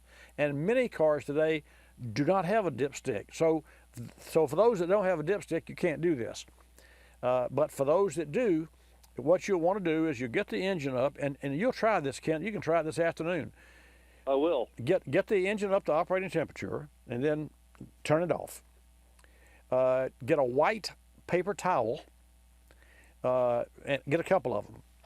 But what you want to do is pull the dipstick out and wipe the dipstick off naturally, and then put the dipstick back in, and then draw the dipstick out again, and making sure that you kind of, when you do draw it out, turn it up quickly so that you know how it always drops a drop or two off the end, right? Right. Well, I want that drop or two that you're going to try to save, and turn the dipstick then vertical over a white paper towel, and just let it drop. Don't touch the paper towel with a dipstick. Let it drop. Let that fluid drop until all of the fluid that's going to run off has done so. Then wait about just 30 seconds, and that drop or two or three of fluid will leach out. And when it does, if there's a bullseye in the center, it means there's debris in there that you cannot see with your eye. And I can assure you, you'll call me next week and say, Bobby, I had the biggest bullseye you've ever seen. It's because here's the point. The color is going to be red and beautiful, like you say, oh, it's beautiful. But if there's any particles in it, with a naked eye, you can't see them. But when you drop that fluid on a white paper towel, the towel becomes a filter, and the fluid leaches out, but the particles don't, because they get trapped like a filter. Right. And so that is a simple way, and believe it or not, that was a test that was created by an engineer at Ford Motor Company many years ago, and I'd forgotten that for the last 15 years, but that's a great way to look at fluid, and I practiced that. I had a gentleman that came to me, and he had 28,000 miles on a Lincoln. And I'll never forget this, because I'd talked about it at the time on the radio, and then on Monday or Tuesday, or whenever he came in, he said, Bobby, this transmission doesn't shift the way it used to. And I drove it, and it shifted fine to me. He said, I know my car, and of course, there's the communication factor that I talked about. See, you know your Dodge Dakota better than I, or better than any shop. I mean, you do, because you live with it. You put all the miles on it. So when you go to a shop, that doesn't mean you're going to tell them what's wrong, but it certainly means you're going to tell them what it's doing you don't like, because you know what it did and what it didn't do to start with. You got me? Right. Okay. Yes, I do. So I took the gentleman at his word, because I always do that. I make it a habit and a point. And I did the paper towel test, because I was going to change the fluid, but I didn't want to do it and spend money needlessly, because there's other things that he could use that money to spend on. And you know what? It was the worst example of fluid that I'd ever seen. And if you'd asked me, Bobby, look at this stick, I'd say, yeah, it's beautiful. It's fine. It's great. But on the paper towel, sure enough, it leached out, and we changed the fluid that day on that car. That's all we did. And he called me back the next week and said, hey, I couldn't believe it. I wouldn't believe it if I didn't know it, and neither would I. So for you, change fluid. And by the way, you want to make sure that you use a service provider to change that fluid. It's not something that you should do, that has a machine that can extract all the old fluid, 98% of the old fluid, with a machine. And if I were you, I would ask, can I watch this process? Because the machines that we use has the old fluid going through a tube, a clear tube, a beaker like, and then the new fluid going in. And so you pull the stick and you say, oh, it's beautiful fluid. But when you start pumping it out of the pan, or you let the engine run and the engine pumps it out through the cooling hose, that's how it works. When you start seeing the old fluid as compared to new fluid, it will blow your mind. It will absolutely blow your mind. And to that end, Toyota, I had a lady call me and said, I took my Toyota to a dealer in Tallahassee and to change the fluid, because you mentioned changing fluid. And he said, you don't do that. You don't change the fluid till you get 60,000 miles. And I've never seen a Toyota that we service the transmission on at 30 or 40,000 miles, no more than 40, that the fluid wasn't black as it went through that clear delivery tube like a dialysis machine, which is what we use. And so anyway, she was told by the dealer, and the dealer was told by the OEMs, their franchise, right, that, oh, you only change the fluid at 60,000. So I asked her, and we discussed, well, what is the warranty limit? And guess what the warranty limit is? 60,000 miles. So duh. So it's like, and I smile because Ford Motor Company came out with the new transmission spec fluid good for 150,000 miles. So they're telling people to buy their Ford product, which I'm a Ford. Ford's fine. 150,000 miles. So don't change the fluid for 150. Oh, by the way, we're only going to guarantee the transmission 50,000 miles. Well, duh.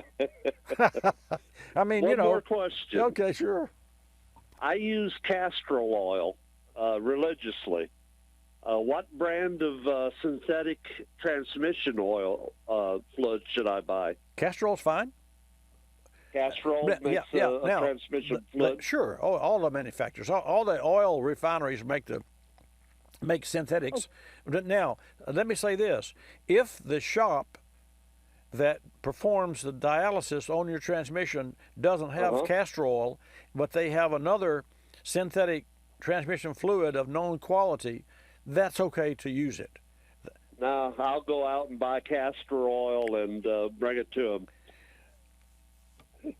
I use castor oil religiously. Right. Well, okay, when you go, take 16 quarts.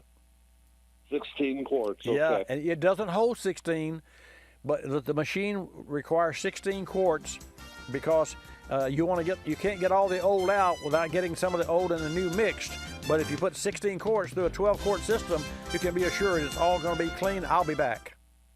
Folks, recently a 99 Chevrolet Blazer came into the shop. The owner was having problems with hesitation upon acceleration. He'd already changed out several parts: spark plugs, wires, ignition coil, mass airflow sensor, fuel filter, and the air filter element. He even changed the thermostat and coolant temperature sensor. Still had the same problem after putting a lot of money in this car, and he was frustrated. We dug a little deeper, cleaned the throttle body, and checked for trouble codes. No codes. So we recommended Berryman B12 Chem Tool. Carbon deposits and dirty fuel injector nozzles are a common problem with drivability in late model engines. We also recommended a higher quality gasoline. The customer noticed improvement on the first day, and only a few days and a few hundred miles later, the problem was completely gone. Berryman B12 Chem Tool features HEST, Berryman's exclusive high-energy solvent technology. The result is a more complete combination of available chemical technologies. Drive to BerrymanProducts.com for more information. That's BerrymanProducts.com.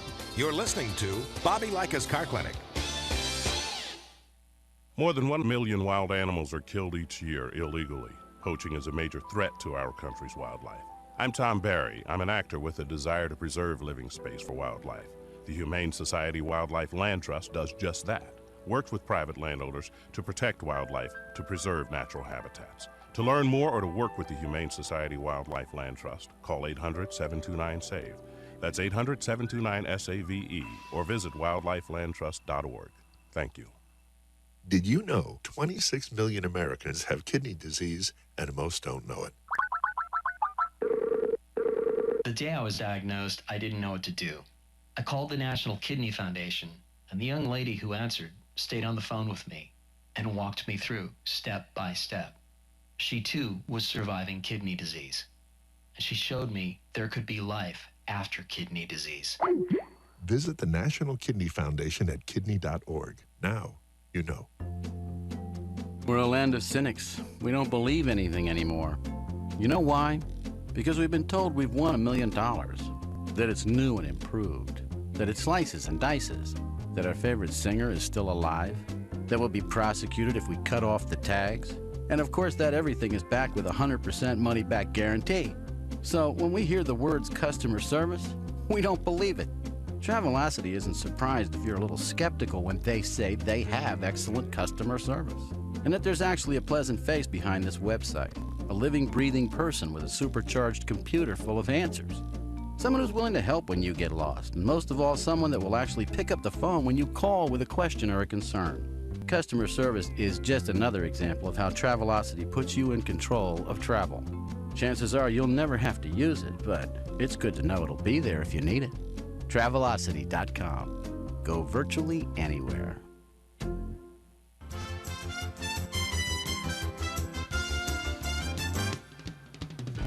And now back to Bobby Likis Car Clinic and your hosts, Bobby Likis. I want to thank you for tuning in today. It's just I just really enjoy my Saturdays with you and to share information. I do have a lot of information to share with you. I've got one specific announcement that is fresh off the wire, hot off the wire, as they say. And this is from Optima Batteries. And you know, I'm an Optima believer and a promoter and a user. They make the yellow top, the red top, and the blue top for marine application. And just this week we ordered new inventory of Optima batteries, and we are now stocking the Optima red and yellow top batteries at our service department. But that's not what I wanted to tell you about. I share this with you. Remember this website, OptimaRidesShotgun.com. Ride like you ride a horse, okay? Well, Optima batteries, as I said, they created the ultimate family of power with their batteries, but now they're offering an ultimate set of experiences. It's your chance to sit shotgun on one of 6 epic rides along. You just ride along, ranging from 100-mile-per-hour desert qualifying. Get this now, if you've got the wherewithal to do this. Otherwise, you know, don't even go there. But I can tell you, you start with it can go from 100-mile-per-hour desert qualifying to pulling a high-octane 1.6 G during speed runs at the Colorado Springs Airport during the Pikes Peak Airstrip attack. Here's what you need to do to enter to win. And I would love it if a Car Clinic listener won this experience. You select your extreme experience, including Nürburgring, and I've been there. That's unbelievable. Drag racing, championship bass tournament, and more. You submit a brief video demonstrating you have the guts, the need for speed, and the grit to ride shotgun. Prove it, and the pros at Optima will select one lucky winner for each ride-along category. And you could say you heard it here. How do you enter? You go to OptimaRidesShotgun.com. Go there. I'm telling you, this is an opportunity of a lifetime. If I weren't such a control freak, I would enter myself, because I'm disqualified. But I really don't like to ride with other people on the regular street, much less 100 miles an hour or pulling 1.6 Gs. But if that's your game and you want to try it, hey, I'm all for you. Go to OptimaRidesShotgun.com and enter to win. Do that soon. Okay, I got a question from a Watch Bobby Live viewer and listener. And by the way, for all of those of you who are tuned in, every Saturday for the 2 hours, you can reach us if you're not in your local town where we have a radio station there at watchbobbylive.com. And we also, on occasion, will post our interviews that we have with different executives from different companies at Watch Bobby Live. Or during the week, Fabio, isn't our show there at watchbobbylive.com? Yes, that's correct. Okay, thanks. So you can, if you missed the call or you heard the answer and you're not sure what I said, because sometimes I go off on a tangent, really, and so you could go back and review what was the net of what my statement was. So our question is from Jay Bettis, who is a Watch Bobby Live listener and viewer. Question: and what are my thoughts regarding purchasing a 2011 BMW X5 35D with 109,000 miles on the vehicle? Well, let's see. This is 19. That's 8 years old. So 10,000 miles a year is 80,000. It's got 109, 12,000. So that's average miles, actually. And 100,000, 109,000 miles on today's car. Today meaning, 2005, 6, 7. See, I don't want to go too old, because when you get too old, age is a worse factor than miles. It's not the miles that damage cars. It's the miles that wear out brakes and tires, and those sorts of things, and belts, and But the age affects the door seals and the weather strip and the dash and the interior and the paint and the hoses and all the rubber parts of the vehicle. So for my nickel, you probably, Jesse, asked the wrong person because I'm not a BMW guy. But I say that because I'm biased. And I'm biased because when we get BMWs in our shop, we know without opening the hood, now these are not new cars, we know there are going to be oil leaks under the intake manifold. We know that, and there are. We know that they're going to have their little idiosyncrasies. So from a servicing standpoint, I would steer clear of a BMW automobile, used BMW automobile. Why? Well, this one is a 2011, so that means it's 8 years old. 10 years is a long time, so you're 80% into the 10 years. So if it were 09, I would say don't even consider it. So I have to set my bias aside, which I will do, and say this. What I would do were I considering a 2011 BMW X5 with 109,000 miles, a 35D engine, I would take it to a local service provider and I would have a pre-purchase vehicle inspection performed, because this might just be a cherry. It might just be a great automobile. But it's not for you to decide, because it's your money and you like it. So you're going to be biased toward it. In fact, folks, when you walk up to the dealership and you're looking for a used car, the worst thing that you can do, you know how sometimes salesmen come over and say, can I help you today? And the worst thing they can say is, well, are you ready to buy today? I mean, what can I do to get your money? And if you are a car salesman, please don't do that. Please don't do that. Let people walk around. Just go over and say, hi, I'm Bobby. I don't want to bother you. Here's my card. You find something you like or you have a question, come and get me. I'm right inside. Or I'll go road test with you. But don't tell people, well, if you buy this car today, I'll do this. Are you ready to buy today? Really? Well, I might be, and I might not. Anyway, because that's a pressure, and people don't like that. Now, having said that, so my point was, when you go to a used car lot and you what are you going to do? Well, you've been seeing this car in the used car lot, so you're going to walk up to the very car. So the salesman already knows what you want, and so that can be used to sell you that car, even if you're not sure of that car. So just kind of walk around, look around, don't pick out one particular, or pick out 2 or 3 or 4 and say, well, I hadn't made my mind, I'm comparing. And a friend of mine is now comparing because he has a Mazda 3 that he's had for 5 years, and he's ready for a new SUV. He needs a little bit bigger car.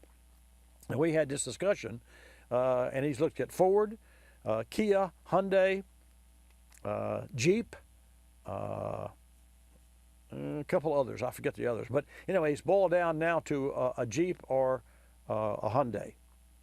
Anyway, getting back to Jesse, I would have a pre-purchase vehicle inspection performed on this vehicle after you personally do your due diligence. Well, what is that? Well, I would say go to alldata.com, which is their partners of ours. We use their system, and we have since Rod Giorgio created that company that he sold, and it's sold a couple of times. But that's a database that we use to repair automobiles in our service shop.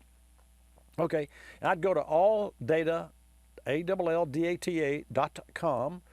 I would also go to safercar.gov for sure, and I'd put the VIN of this 2011 BMW.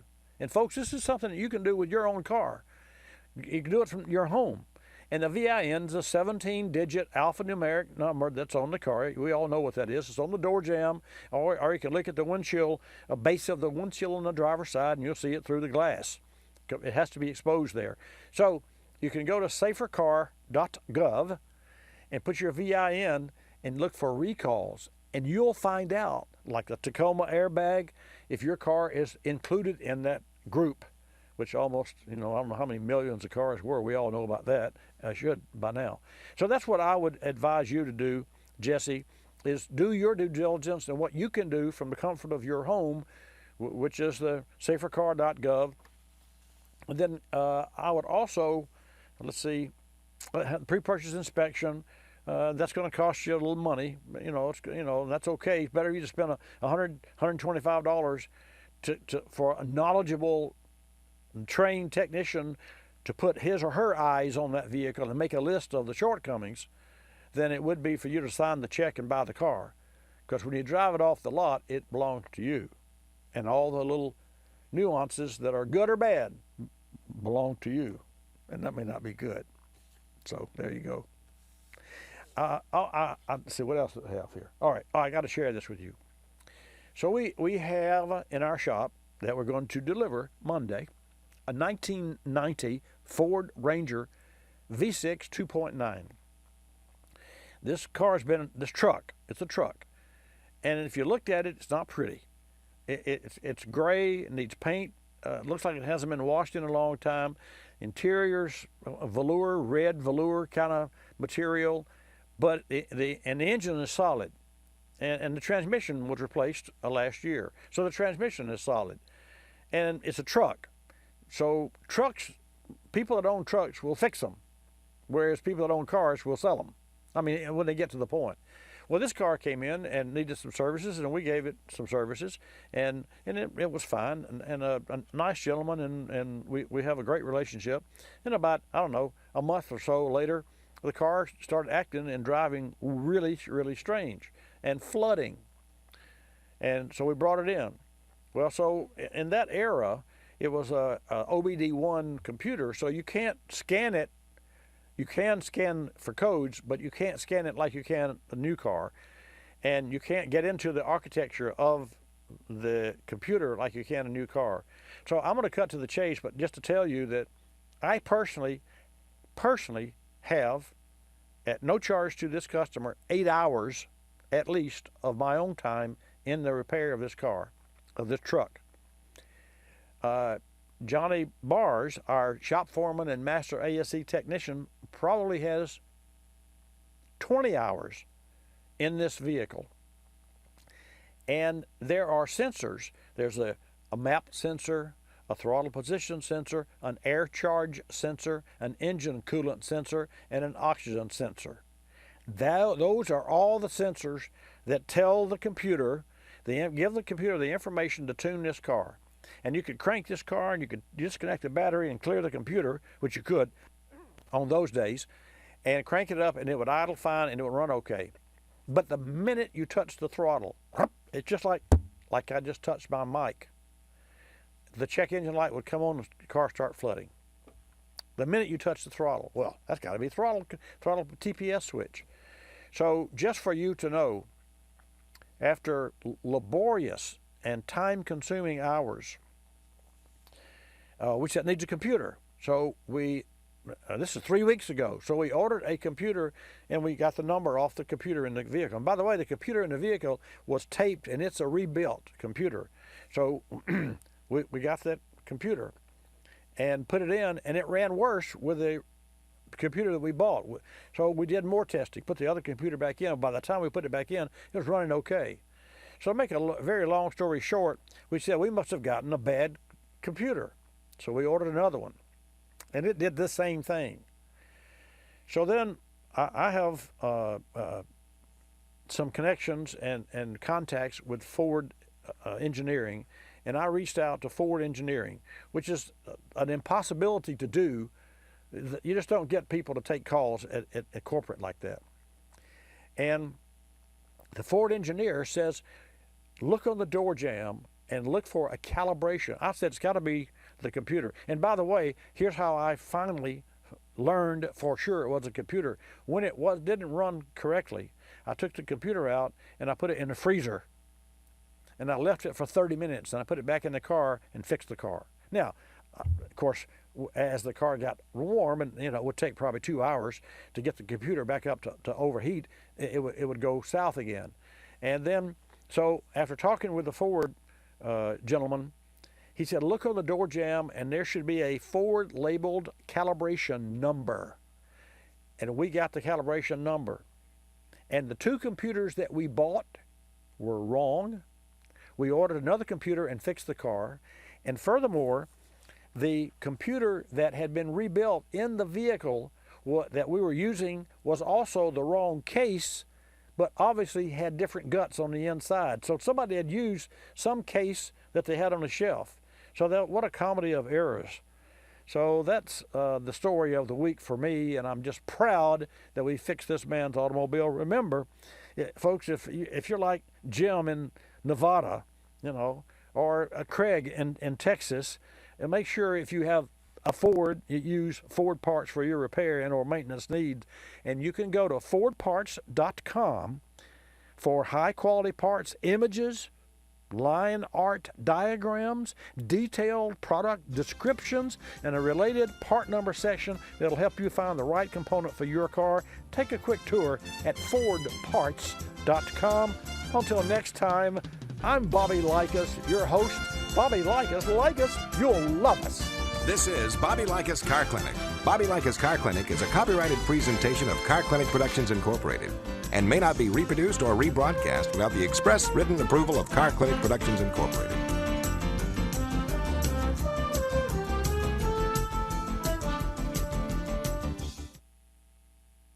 It's back to school time, and the Car Care Council has a 5-point checklist to make sure your vehicle is kid-safe and road-ready. First, check lights and wipers for visibility. Second, get an annual brake inspection. 3, check tires for underinflation or excessive wear. 4, review tips for seatbelt fit and position. And 5, if your car isn't already equipped, consider installing a backup camera to help reduce the risk of backover incidents. Find more great tips, videos, and recommended service schedules at carcare.org. Motorrad, a longtime OE supplier, is a leader in automotive thermostats, caps, and engine management products. Motorrad's manufacturing facilities feature state-of-the-art equipment with strict quality control and functional testing, ensuring high-quality, long-lasting products. Motorrad delivers world-class product development for its advanced thermal and engine management programs, providing parts, accessories, and kits needed to do the job right the first time, every time. Motorrad provides parts for virtually any vehicle and engine on or off the road. Motorrad, leading the way in coverage and service.